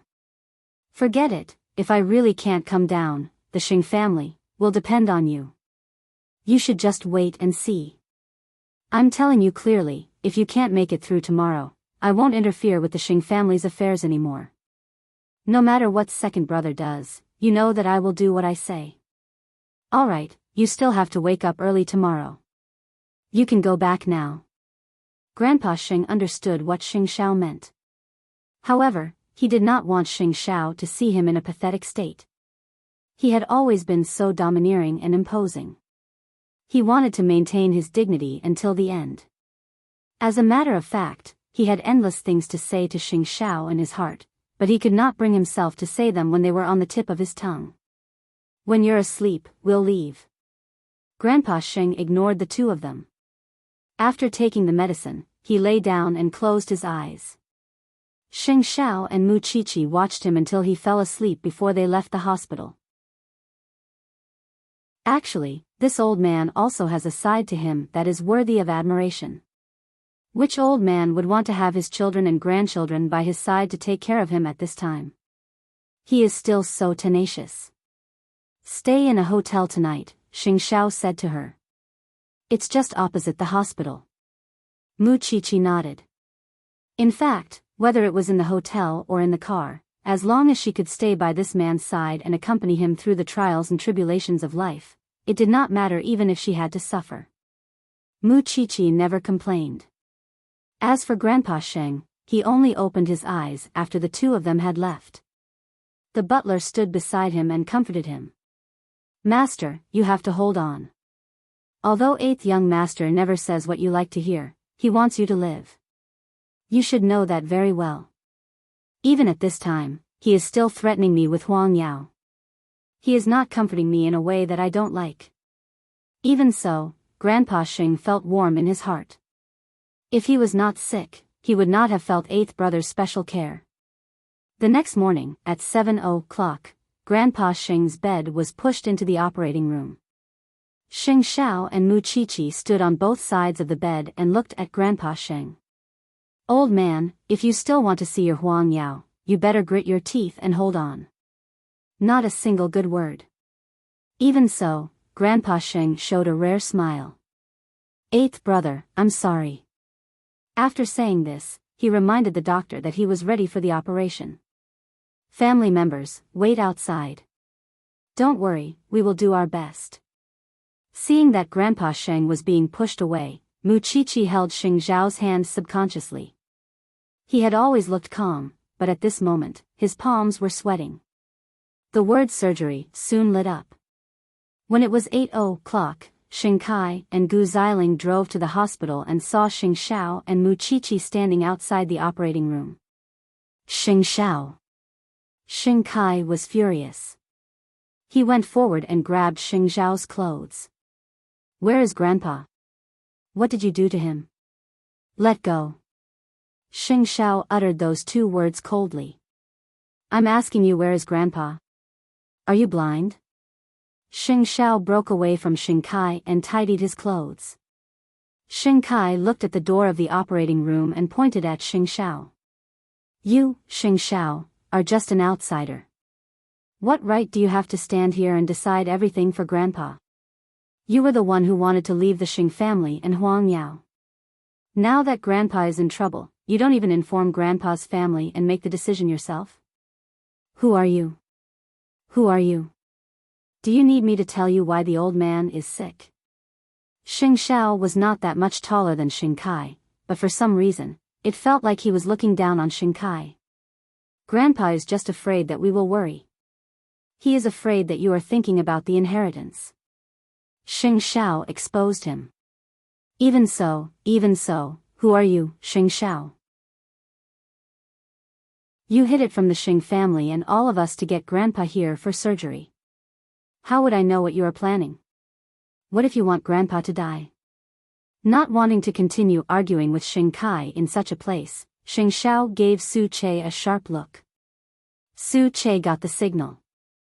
He walked straight to Xing Kai and pressed him against the wall to stop him from making a sound.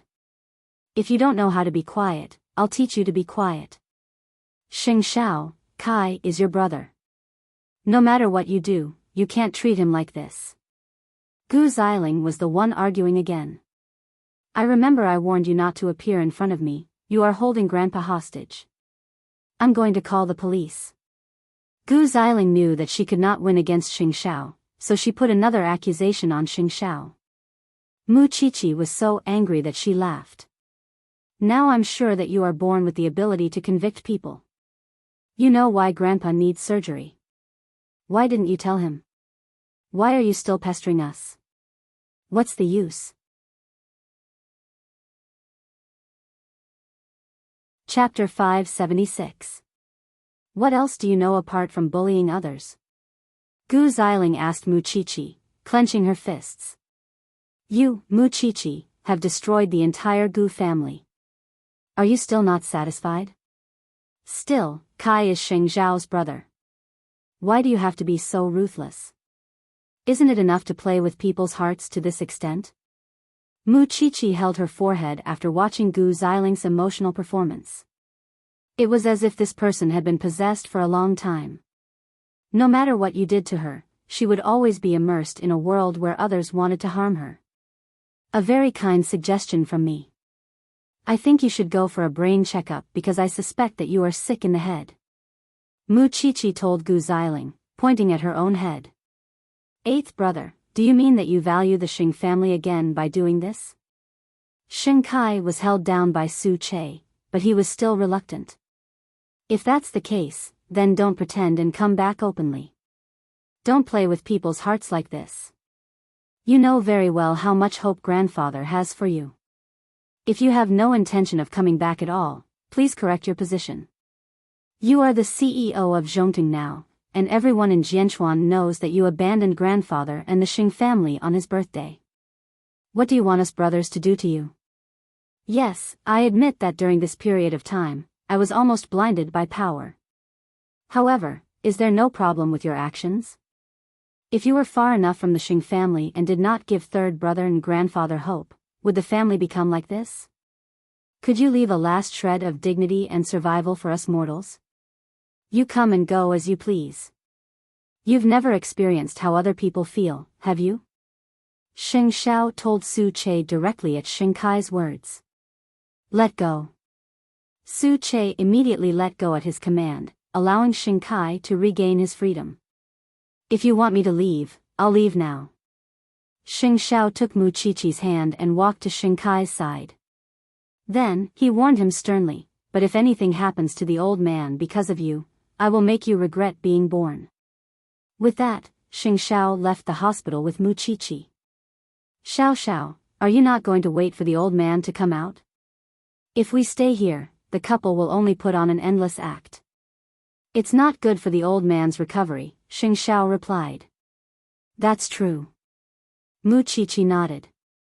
Even Rong Junhan is not as good at acting as Gu Xiling. She is really comparable to Mu Tongxue. Now that I think about it, the old man is really pitiful. He doesn't even have someone to take care of him. I know that third brother and third sister-in-law can't win against this woman. That's not necessarily true, Xing Xiao said meaningfully. I hope the old man will be lucky. Because of what Xing Xiao said when he sent him into the operating theater, the old man had been thinking about how many more years he could go through. Therefore, on the operating table, his survival instinct was very strong.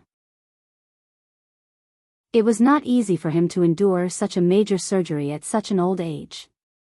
However, what made the doctors feel gratified was that the old man was really a tough nut to crack. After 4 hours, the surgery was a complete success. However, when Xing Kai and Mu Qiqi heard that the old man had survived, their expressions were indescribably complicated. They could not tell whether they were happy or disappointed.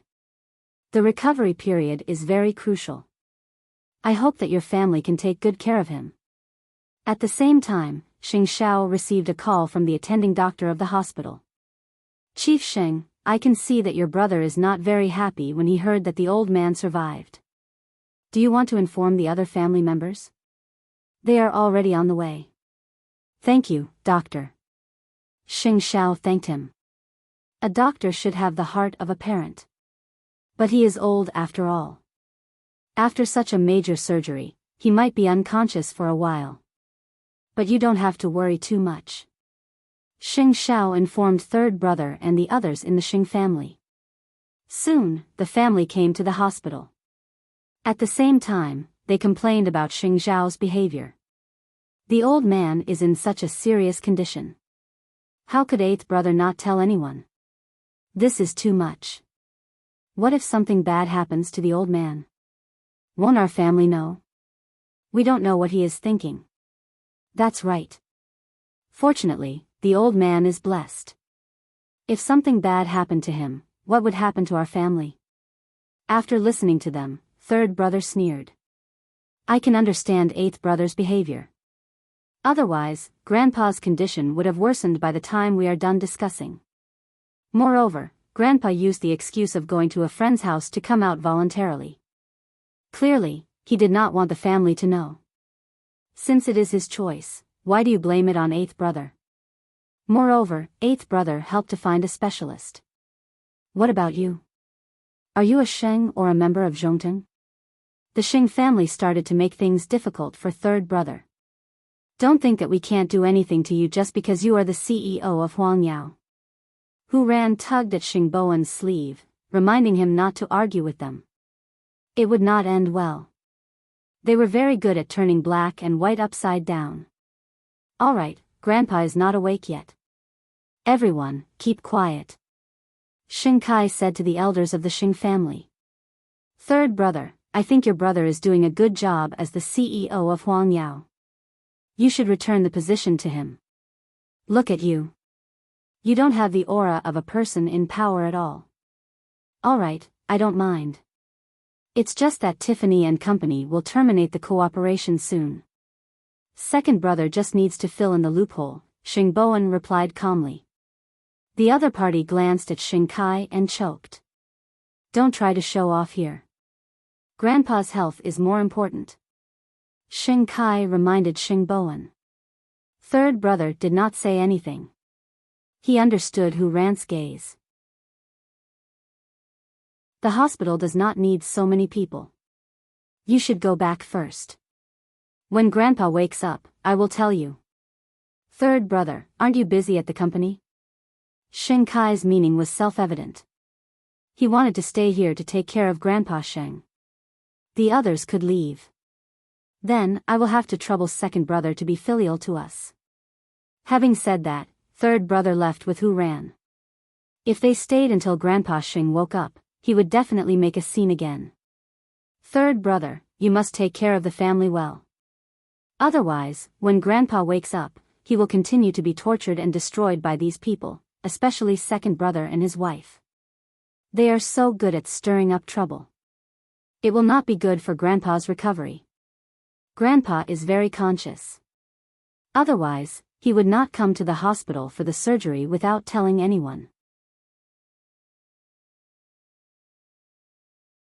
Chapter 577. The first person Grandpa Sheng saw when he woke up was Sheng Kai and his wife. There was disappointment in his eyes, but at least he got through it. That's right. That kid, eighth brother, would never wait in the hospital quietly. He was that kind of person. He didn't know how to play these emotional tricks.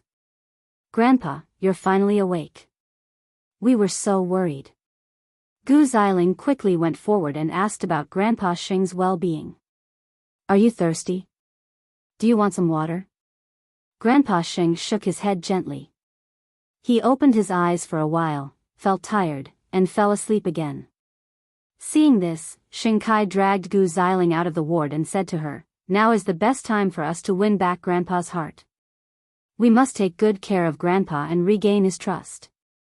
Are you sure Grandpa will listen to you? When a person is sick, the person he trusts and appreciates the most is the person who takes care of him wholeheartedly. Gu Xiling nodded and looked at Sheng Kai. I understand. What about you? I want to make achievements and make up for Huang Yao's mistakes. Because he knew that no one would agree with third brother's way of doing things. So, he could easily snatch that position from Xing Bowen's hands. Then go and do your work. Xiling, you've worked hard. As for the child, when Grandpa recovers, we can try a test tube test. Today, when he saw Xing Xiao and was warned by him, his pride had been stepped on by Xing Xiao. If he did not work hard to climb up, he would only be a toy for the rest of his life. Gu Xiling was right. A man's pride had to be earned by himself.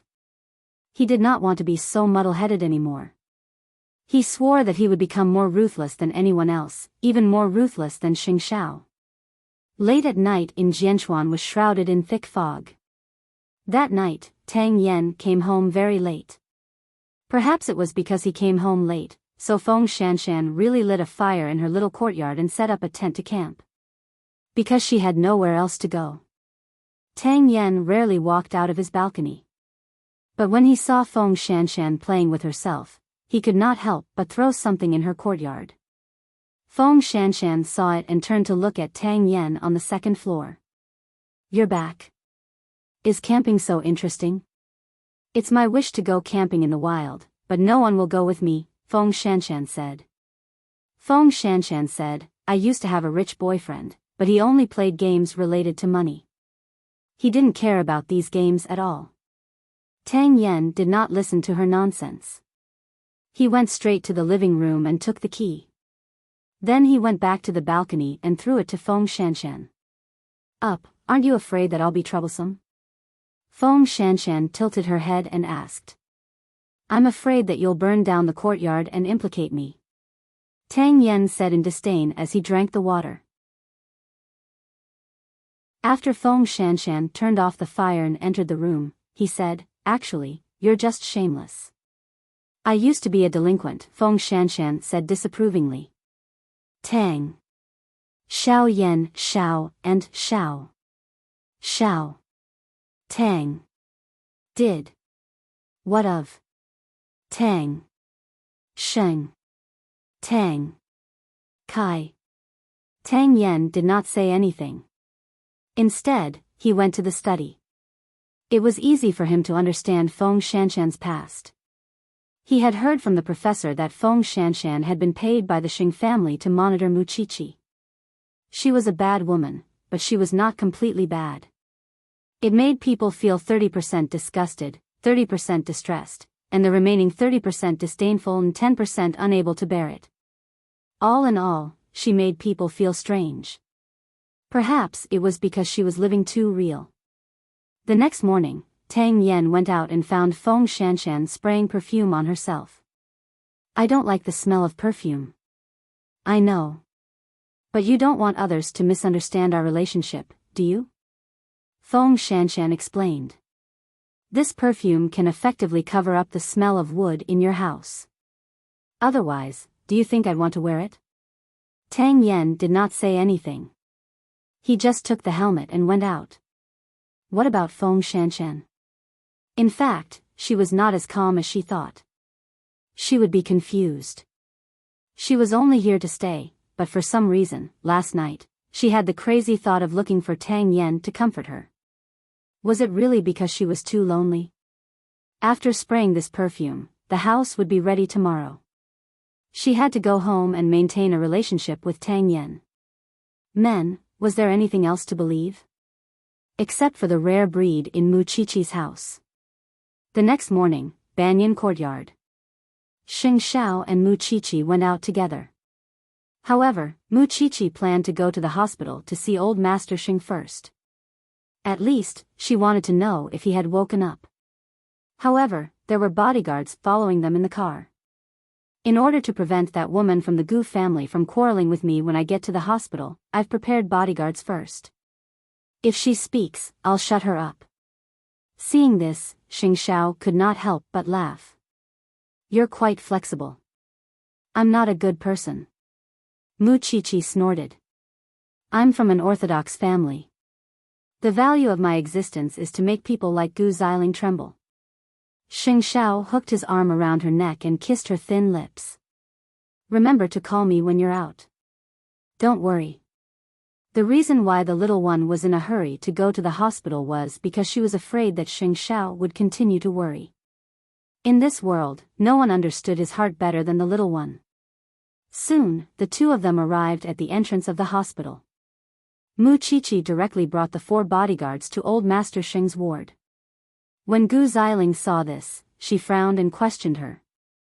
However, before she could speak, the bodyguard behind Muchichi directly stepped forward, covered Gu Xiling's mouth, and brought her out of the ward. She should have done this a long time ago. She should have dealt with that bitch like this. Old Master Sheng had already woken up. He watched helplessly as Muchichi threw Gu Xiling out. I was afraid that arguing with her would anger you, so I threw her out. It's not that I can't argue with her, Muchichi said to old Master Sheng. Muchichi said to Grandpa Sheng. Xiao Xiao and I were just outside the operating room yesterday. But later, the Xing family came, so we left. Now that you're so energetic, Xiao Xiao can rest assured. 8th. Brother, when you're better, go and see him yourself. I won't pass the message to you. Muchichi sat in front of the bed and said, as for the Xing family, it doesn't matter if you can stand it or not. Anyway, your health is more important. Was this girl worried that his health would be affected because he was angry? Chapter 578. If that was the case, she had underestimated him too much. Anyway, you know very well who's a human and who's a ghost among your grandsons. You should be on guard against them. Old Master Xing thought to himself that if he hadn't just had such a major surgery, this little girl wouldn't have had the chance to teach him how to handle things. But when he thought of the reason behind her, Grandpa Sheng could not hate Muchichi. Which granddaughter-in-law did not remind their family to live in harmony and trust them? But she, on the other hand, was on guard against them. Let's go. If he kept listening, he would probably hear Muchichi asking him to chase second brother and his wife out of the Xing family. Be that as it may, he did not find Muchichi annoying, which was rare. Muchichi still had classes, so she did not stay in the ward for long. But when she walked out of the ward, she saw Gu Xiling's resentful face. She could not help but say to the bodyguard, let her go. On the other hand, Gu Xiling wanted to slap Muchichi right after she regained her freedom. But how could she succeed? But her wrist was caught firmly by the bodyguard. Xing Xiao is just arrogant, but you. Muchichi, you disregard the law and do whatever you want just because you are a man. How long can you be so arrogant? I really find that every time you see me, you can use different adjectives to label me. Is this some kind of superpower? I welcome you to dislike me, but you can't do anything to me. Muchichi smiled. And all the schemes and plans you have in your heart will not succeed. Gu Xiling, take good care of Grandpa Sheng. Because now, he is the only value you have in the Xing family. Let's go. After saying this, Mu Chichi shouted at the bodyguard. But just as she said, Gu Xiling wanted to do all kinds of evil things to her. But at least for now, Gu Xiling had no chance. Xing Xiao would not let Gu Xiling get any chance. Gu Xiling hated her very much. She could not wait to engrave all the humiliation Mu Chichi brought to her in her heart. Because that was the only way she could remember Mu Chichi's hateful face. One day, she would make Mu Chichi pay back 10 times, 100 times for what she had suffered today. After visiting the old man, Mu Chichi called Xing Xiao on her way to school. That old man has already woken up and is full of energy. Don't worry. After listening to the little one's words, Xing Xiao's gaze fell on the documents on the table. It was an invitation letter specially sent by the relevant department. They were going to attend an important banquet on New Year's Eve. If there are no cases in the branch tonight, go home early. I have something important to tell you. Can't you tell me now? Mu Chichi was intrigued. I can't.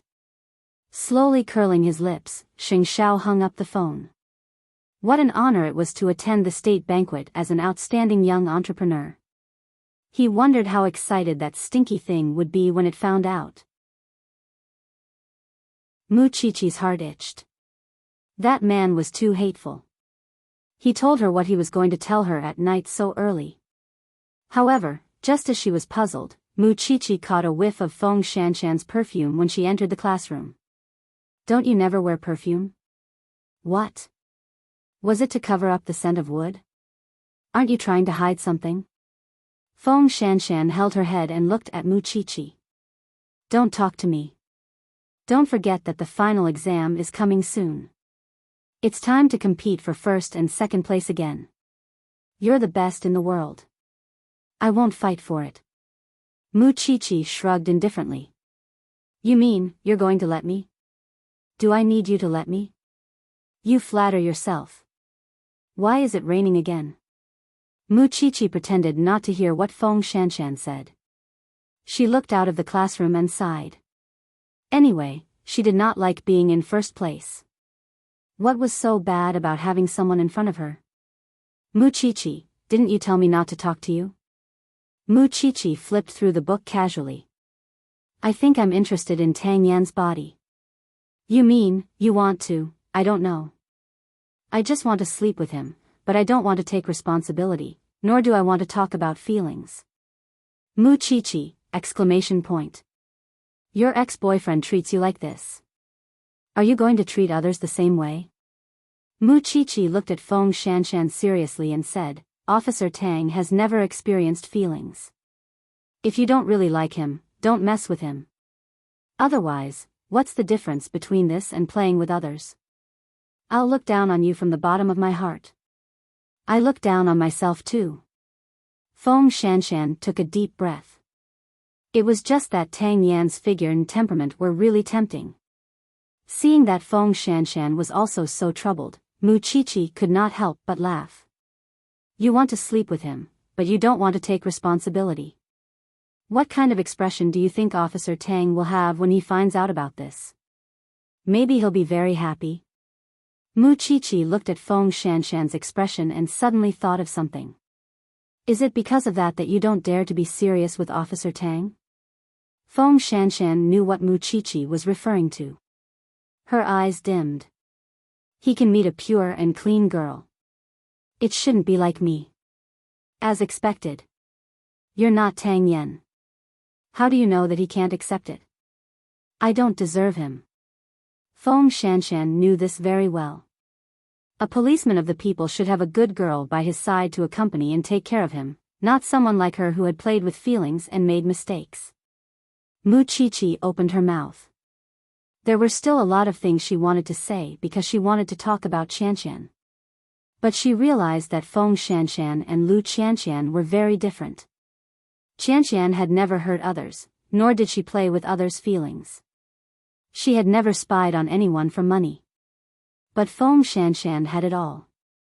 She probably felt even more inferior than Qianqian. I think it's not up to you to decide. It depends on Officer Tang's feelings. Don't jump to conclusions if you haven't asked him. This time, it was Feng Shanshan's turn to stop talking. In the afternoon, after class. When the two of them walked out of the classroom, the professor called from the forensics laboratory. There's a dismembered body case in the suburbs. Are you free? Mu Qiqi thought of what Xing Xiao told her at night. He asked her to go home early. So she told Feng Shanshan, I'll ask Xiao Xiao. After Feng Shanshan heard it, she answered the professor first. I'll come over right away. Then, Mu Qiqi took out her phone and called Xing Xiao. Xiao Xiao, is the thing you mentioned this morning urgent? Why? Did the professor summon you? Yes. He said that there's a dismembered body case in the suburbs. Call me after tonight. I'll come and pick you up, Xing Xiao replied. This little one must be itching to see the scene. Chapter 579. I know. If I'm cold, I'll take off my uniform and put it on. Mu Qiqi hung up the phone in a hurry. She once said that Xing Xiao came first in everything. However, since Xing Xiao could keep her in suspense until the afternoon, it meant that this matter was important but not urgent. Moreover, Xing Xiao knew her the best in this world. If he really needed her to do something, he would definitely tell her. Soon, they arrived at the police station. At this time, the seniors of the criminal investigation team were also getting ready to go. When the professor saw Mu Qiqi and Feng Shanshan, he said, Tang Yan drove here today. You two take his car. After listening to the professor's arrangement, Mu Qiqi glanced at Feng Shanshan. She was relieved when she saw that there was nothing wrong with her expression. Because Feng Shanshan was not someone who could not distinguish between work and work. The group moved quickly. However, the weather was too bad. Even if Tang Yan drove, he could not speed up. It always rains this winter. The senior from the forensics team was a little helpless. I'm going to rot soon. Speaking of rotting, Feng Shanshan's house should be rotting too. Tang Yan looked at Feng Shanshan through the rearview mirror. But he saw that Feng Shanshan seemed to be absent-minded. Rain is really the enemy of the police. Once it rains, the evidence will be washed away, Mu Qiqi said. Half an hour later, they finally arrived at the forest in the suburbs. It was not a crime scene but the place where the body parts were found. Before we find the other body parts, the forensics team might have to work hard tonight. There are many wild animals on this mountain. Some of us can't differentiate between human and animal organs. It's a bit heavy. Please bear with us. Let's do it this way. The professor, Gao, and Qin will be in another group. The two interns will be in another group. Tang Yan, you are in charge of protecting them. The captain was assigning tasks. This way, we can find the other parts of the body as soon as possible. Okay. Everyone was wearing raincoats and holding umbrellas. The forensics team members were even wearing gloves. Several groups of people set off in different directions. The road up the mountain is very steep and slippery. It's raining now, so the road conditions will be even more difficult. Both of you, just do what you can. If you can't go up, don't force yourself and burden the team. I can identify the corpses, Tang Yan said to the two of them before going up the mountain. After all, they were two delicate girls. This kind of harsh environment was not a place they should be in. Wherever the criminal appears, that's where we should go. How can we be picky? We will try our best not to drag you down. Mu Qiqi promised Tang Yan seriously. Moreover, it seemed that it was really necessary for Xiao Xiao to train her physical fitness. Tang Yan looked at them for a long time and finally said, okay. The group of 6 quickly set off in the most dangerous direction. The police opened the way in front while Tang Yan protected them from behind. Feng Shanshan and Mu Qiqi looked very carefully along the way, afraid that they would miss any important information. After searching for 40 minutes, Feng Shanshan grabbed the tree trunk and took a deep breath. Of course, Muqiqi was not much better. In fact, the two of them had exceeded Tang Yan's expectations. We found something. The police in front shouted in the rainy night. When Feng Shanshan and Muqiqi heard that, they immediately walked over and saw the body parts that had been washed clean on the ground. They quickly said, "It's human. There's no mistake. Another cruel scumbag." The two of them squatted on the ground to take photos for evidence while the other police officers continued forward. However, perhaps because they did not see the road clearly, one of the men slipped and fell to the edge of the cliff. At that moment, Tang Yan pulled him up with one hand. "Be careful.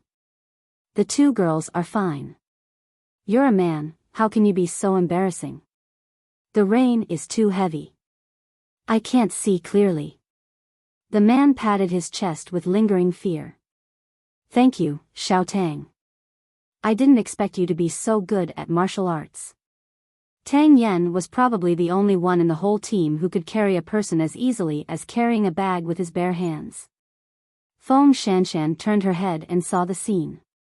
Her eyes were filled with mixed emotions. She was a little stunned, a little obsessed, and also a little disappointed. "I don't think there's a need to continue forward. There's no road anymore. It's all cliffs.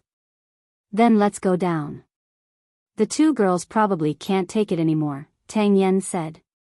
"Let's go back first and see if the other teams have found anything." Feng Shanshan and Muqiqi felt cold all over. After all, the rain and cold wind had poured into their bodies. They did not know how long this bad weather would last. The other teams did not find anything because Muqiqi's team had found them. "No, the rain is too heavy. It'll be more dangerous if we go up. Let's go back first tonight. We'll take these body parts back and put them together to see what's missing," the professor said to the police team. "Tang Yan, send the two assistants out," the captain of the criminal investigation team ordered. "No need. My family is on the way. Officer Tang, please send Shanshan home." Tang Yan glanced at Feng Shanshan and nodded at the captain and Muqiqi. "I'll send her home first and then come back." "No need. We can't do anything tonight in this weather. We'll talk about it tomorrow." The captain patted Tang Yan's shoulder and told everyone to go back. Tang Yan did not refute because he saw Feng Shanshan's cheeks were red from the cold. "Are we going?" Feng Shanshan did not hesitate and followed behind Tang Yan. They got into the car together, but Feng Shanshan sat in the back. "Go back and take a hot shower. Otherwise, you won't be able to go to class tomorrow." "I'm not that weak." "I'm talking about your feet," Tang Yan said. Although he seemed to have noticed that Feng Shanshan was deliberately being cold to him. 10 minutes later, Xing Zhao's car stopped in the woods in the suburbs.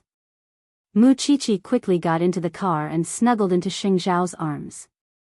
"It's so cold, Xiao Xiao, didn't you say that you would strip the police's clothes? If I do that, what if someone else freezes to death because of me?" Muqiqi said coquettishly. "I was sweating all over when I went up the mountain just now. It's just that the cold wind blew while I was waiting for you." Xing Xiao looked at her teasingly but still took out a clean towel to dry her hair. "Go back and take a good shower. It's best if you do another sweaty exercise." Muqiqi winked at him suggestively. "But don't you have something important to tell me? You can tell me now."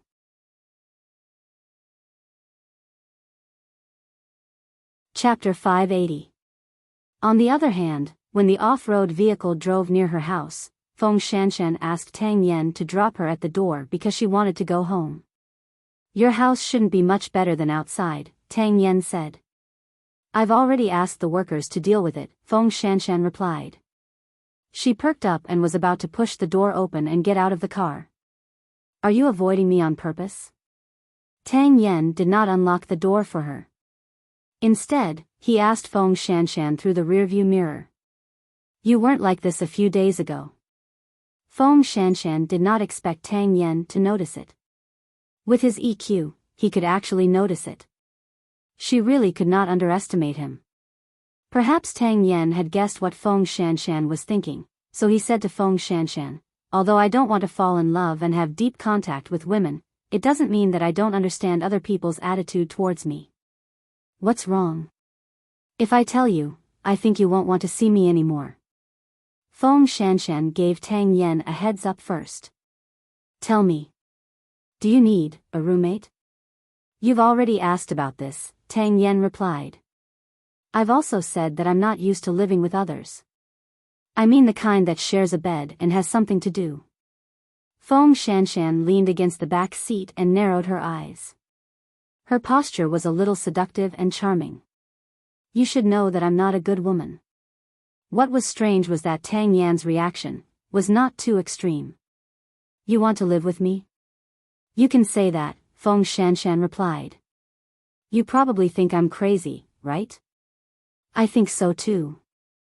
I can't help but think so. Tang Yen turned around and looked at Feng Shanshan. His gaze made Feng Shanshan's heart beat faster and almost jump out of her throat.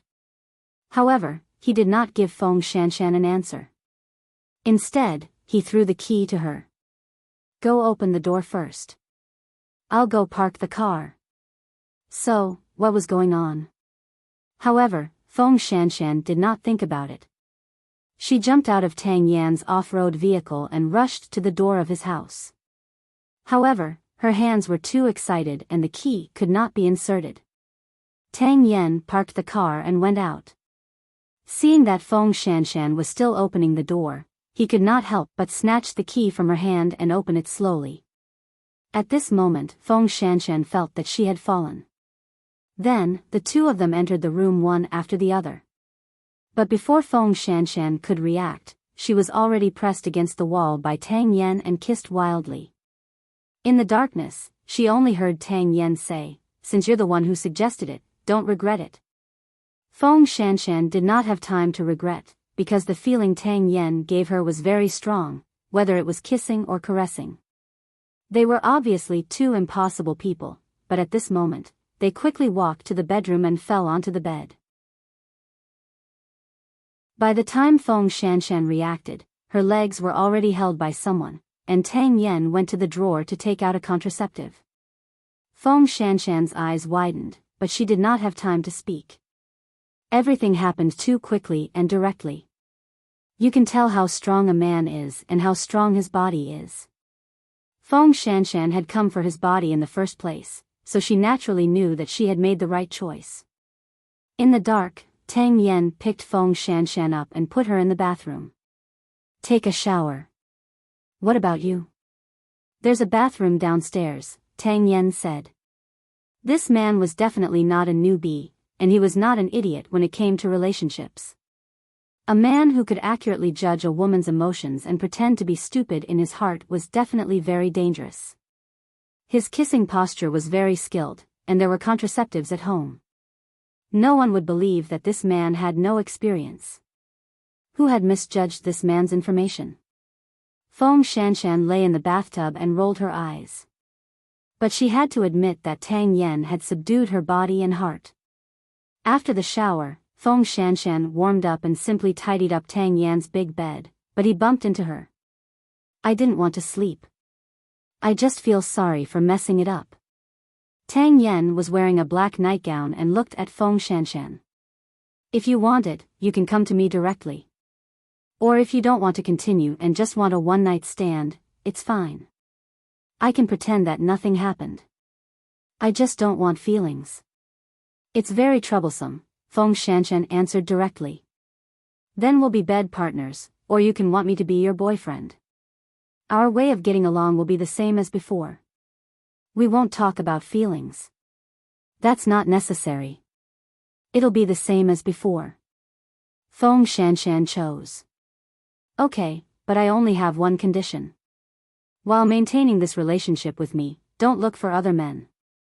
If you like other men, tell me in advance and end everything.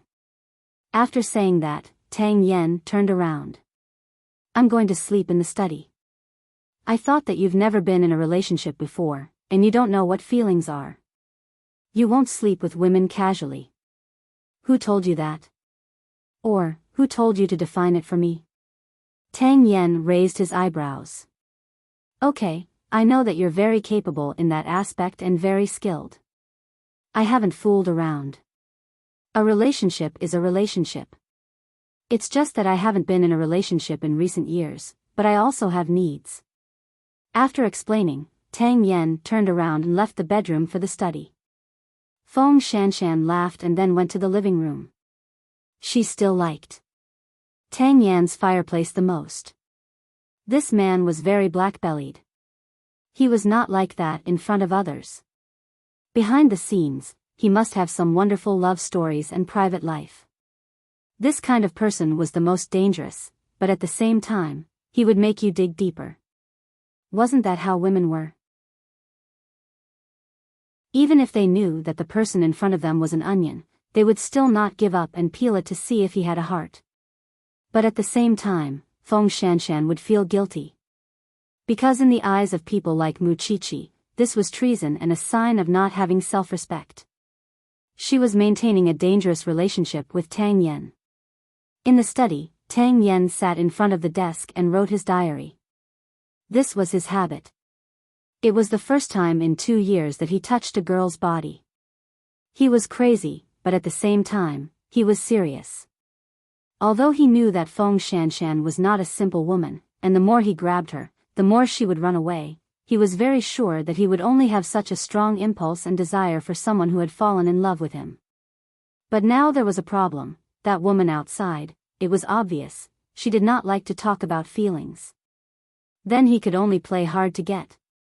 Women were like this. The more you chased, the more she ran away. The more you pretended not to care about her, the more she would chase after you.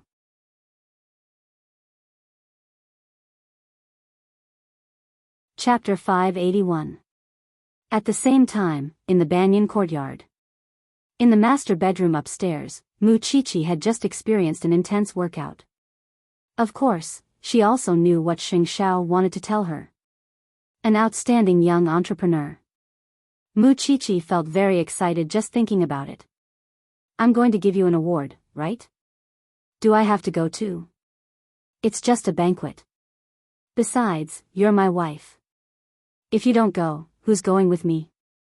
Xing Xiao stroked Mu Qiqi's hair and tucked her hair behind her ear.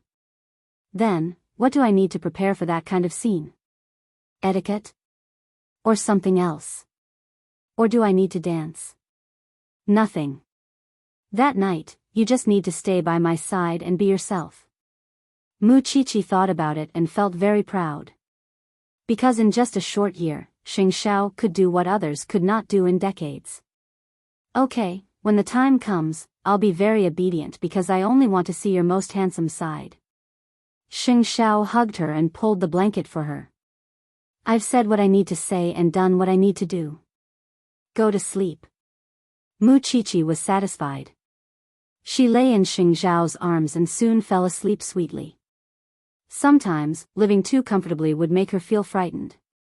Because she was afraid that God would take away her happiness at some point.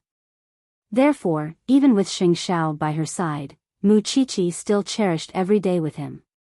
She did not want her life with Xing Xiao to have any regrets. After the little one fell asleep, Xing Xiao got up quietly and went to the bathroom to get the first aid box. Then, he put on his nightgown and sat on the edge of the bed. He looked at the little one's red and swollen feet and gently applied medicine to her feet. Her little feet were blistered just like that. She did not know how long she had been walking on the mountain. The next day, Feng Shanshan woke up at Tang Yan's house. She thought that it would be very awkward to see Tang Yan, but she did not expect that Tang Yan had already left home in the middle of the night and went to the police station.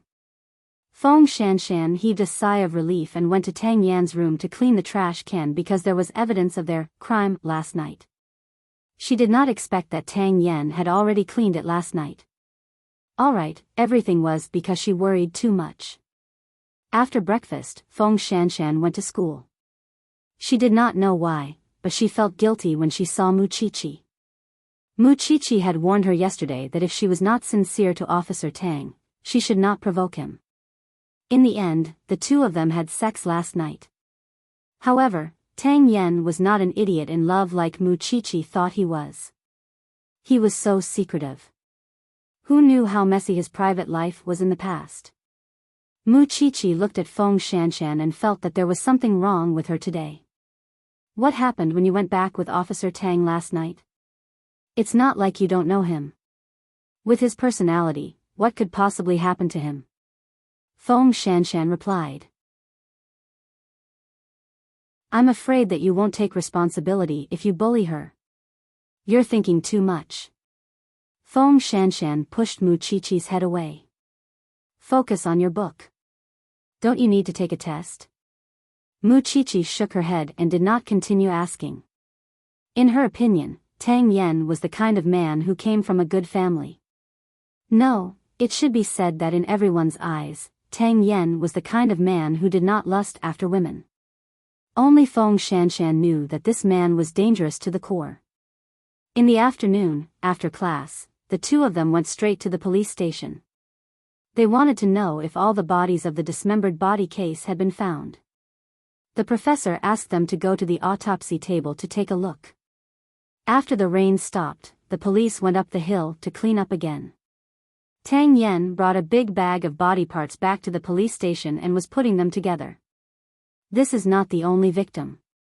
Mu Chichi and Feng Shanshan looked at the body and said to Tang Yen.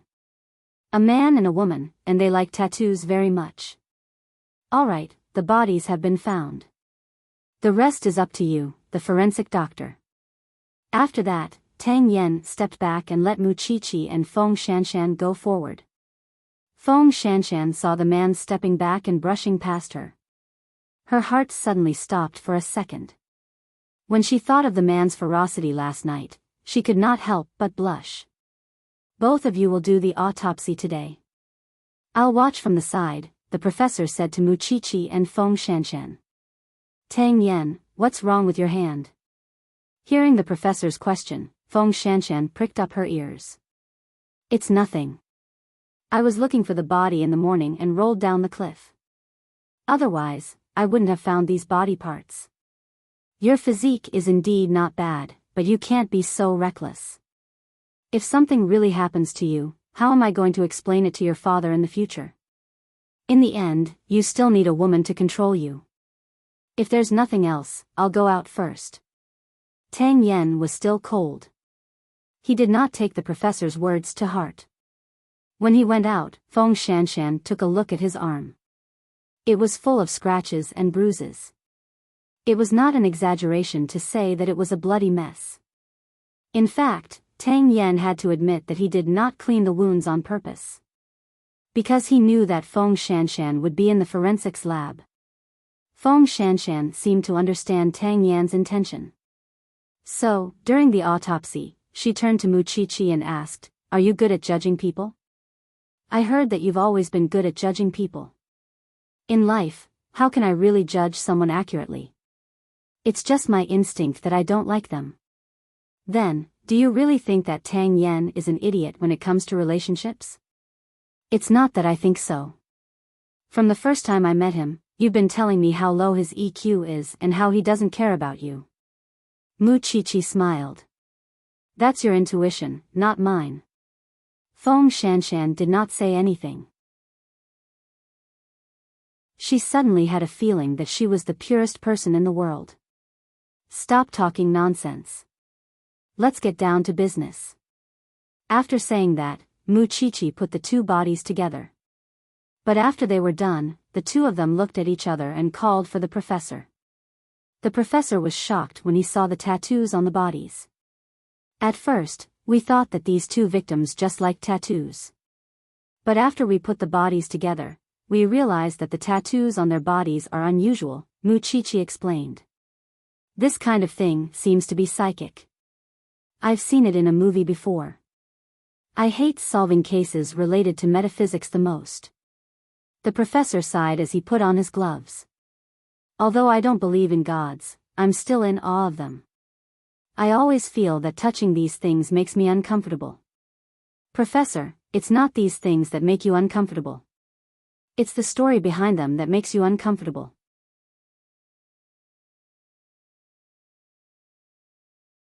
Chapter 582. Let's study it together.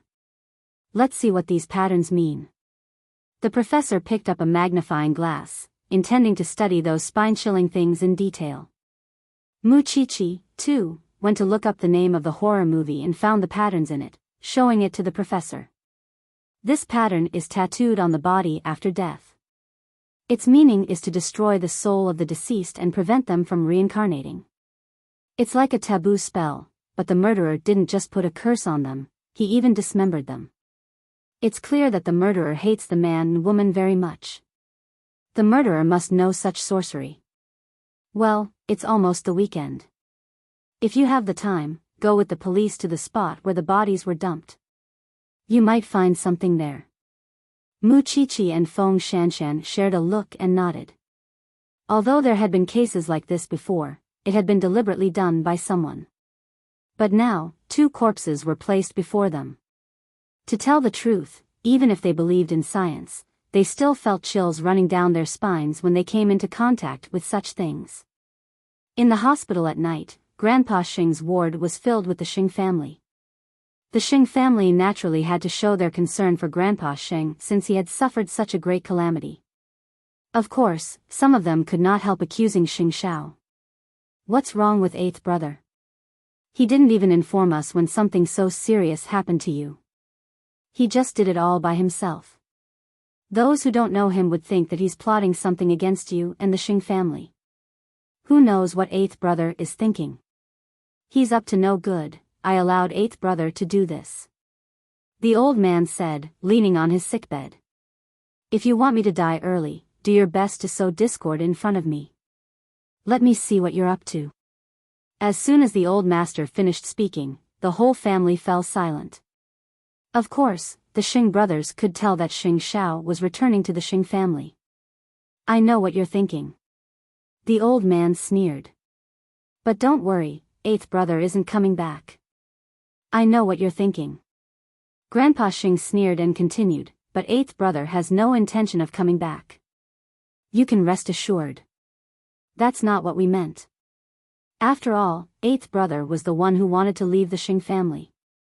Back then, he was so disdainful and even did not hesitate to hurt you and Huang Yao. It was not easy for everyone to calm down. Of course, I don't want our lives to be disrupted again.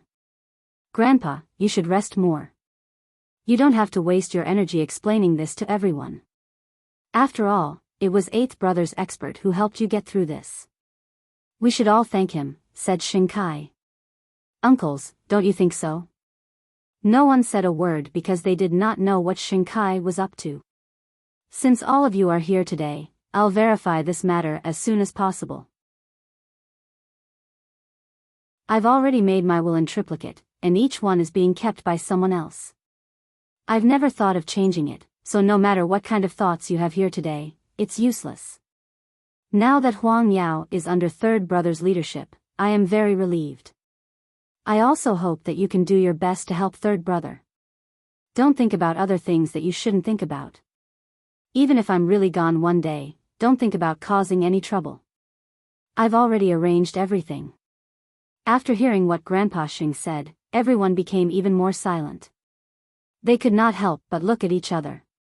Who didn't know that Grandpa Xing was most biased towards Xing Shao? Since he had already made his will, it must be biased towards 8th brother. Grandpa, we're just worried about your health. If you're really worried about my health, don't come here with so many people making a ruckus. I can't rest, said Grandpa Xing. Don't come here in the future. Since Dad said so, let's go back first. We can rest assured with 2nd brother and Xiling taking care of him. No one knew which uncles made the suggestion, but everyone tactfully left Grandpa Xing's ward. At the same time, Xing Kai's expression was very ugly. Because he did not expect Grandpa Xing to make his will so early, and in triplicate. Of course, this was not good for him. Because 3rd brother was the most popular person in front of him, and 8th brother was the apple of his eye. The other brothers were nothing in the old man's eyes. He had to know in advance what the contents of Grandpa Xing's will were. But who else knew about it other than Grandpa Xing? Xing Kai racked his brain for a long time. Finally, he locked on to one person, the butler. It was very cold outside at night. Feng Shanshan did not go home with Tang Yen because she was in the forensics laboratory, while Tang Yen was out in the field looking for clues. So, when she went home, she bought some medicine for scratches on the way. Tang Yen returned home almost at midnight. Seeing that Feng Shanshan was already asleep, he did not disturb her. But the medicine on the table was so eye-catching that he showed a very different expression. The trick of injuring oneself to gain confidence was indeed useful. Then, he quickly took a shower. At this time, Feng Shanshan was also woken up by the movement in the living room. She sat up and saw Tang Yen coming out of the bathroom in the living room. She said, "There's a bathroom in your room. Why did you come out to use it?" "The shower head above is broken," Tang Yen replied. "Go to sleep. I'll try to be quiet." "Your hand, it's fine. It's just some external injuries." Tang Yen looked at the broken skin on his arm and said, "I'm used to it." Feng Shanshan got up and picked up the medicine from the table. She walked in front of Tang Yen. "Are you really heartless, or are you deliberately trying to gain sympathy in front of me? I used to do this often. Besides, men are not so delicate." "Of course not." Feng Shanshan cursed in her heart. "Tang Yen, can I ask you a question?" "Go ahead. Can you tell me the truth? How many girlfriends have you had in the past?" This was obviously a freebie question. But Tang Yen knew that he could not answer this kind of question according to Feng Shanshan's wishes. He would disappoint her. "If you're included, there might be 8. "I don't count," Feng Shanshan immediately said. "She was at most a bedmate." "Then why are you still pretending to be a good man? You made Mu Chichi think that I bullied you." "I never said that I never had a girlfriend." "Men like you, when you're tired of playing, pretend to be good men to deceive women's bodies and minds. If I hadn't seen through you, would you have found a pure girl, married, and had children?" After hearing Feng Shanshan's words, it was as if he was some kind of pervert. So, he took the opportunity to hug Feng Shanshan's waist. "Tired of playing? If I'm tired of playing, will I still have you?"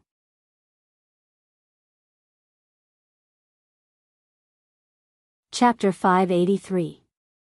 You like my body very much, don't you? Feng Shanshan could not refute that. "I really underestimated you." "You are worse than I thought," Feng Shanshan said, resigned to her fate. Tang Yen carried her horizontally and put her on the bed. "I'm very happy that I have changed your impression of me.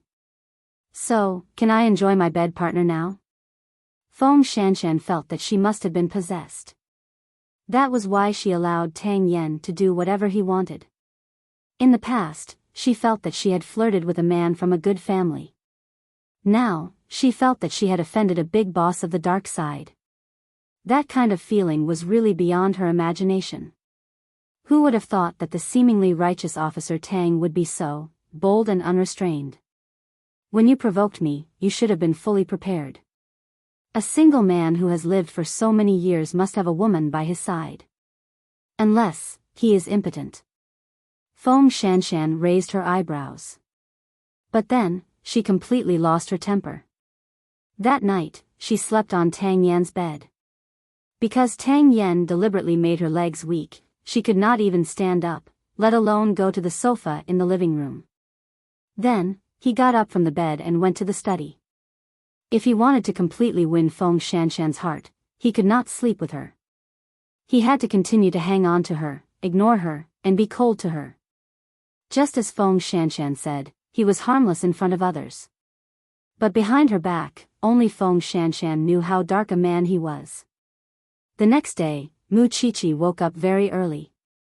Because the professor had asked her and Feng Shanshan to follow the police team to the mountains to look for clues and evidence.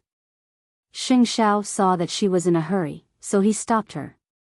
"Don't forget what you promised me. Don't forget what you should do tomorrow." "Don't worry, I remember." Mu Chichi patted her chest and promised. I will go home early in the afternoon and then go to Zhongting to accompany you to work. No need, Xing Xiao said teasingly. Are you pretending to be obedient? You don't have to pretend for me. I'm not pretending. I really want to stay by your side, okay? President Sheng, Mu Qiqi said impatiently. How can you think of me like that? Idiot. Xing Xiao scolded her affectionately. Then, he let go of Mu Qiqi. Do you believe that I won't cut your feet off? When Mu Qiqi woke up yesterday morning, she saw a band-aid on her heel. Other than her own man, no one else cared for her so much. I'm wearing comfortable shoes today. It's not going to get hurt again. Xing Xiao did not say anything and just waved his hand.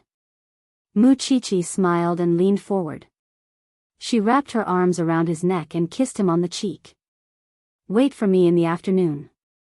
Xing did not move and just looked at the newspaper in his hand. Mu Qiqi stopped teasing him. She walked out of her house and went to the police station as fast as she could. However, it was already so late.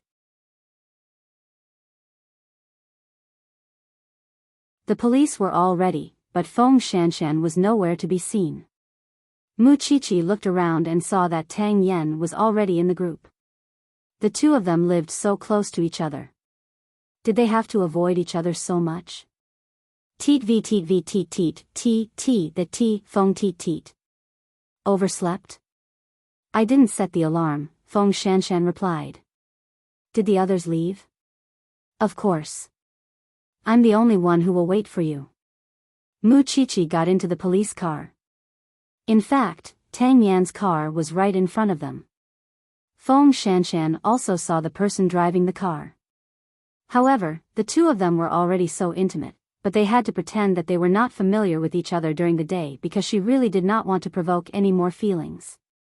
Looking at Tang Yan, it seemed that he only enjoyed physical contact and did not want a girlfriend. Soon, they arrived at the forest at the foot of the mountain.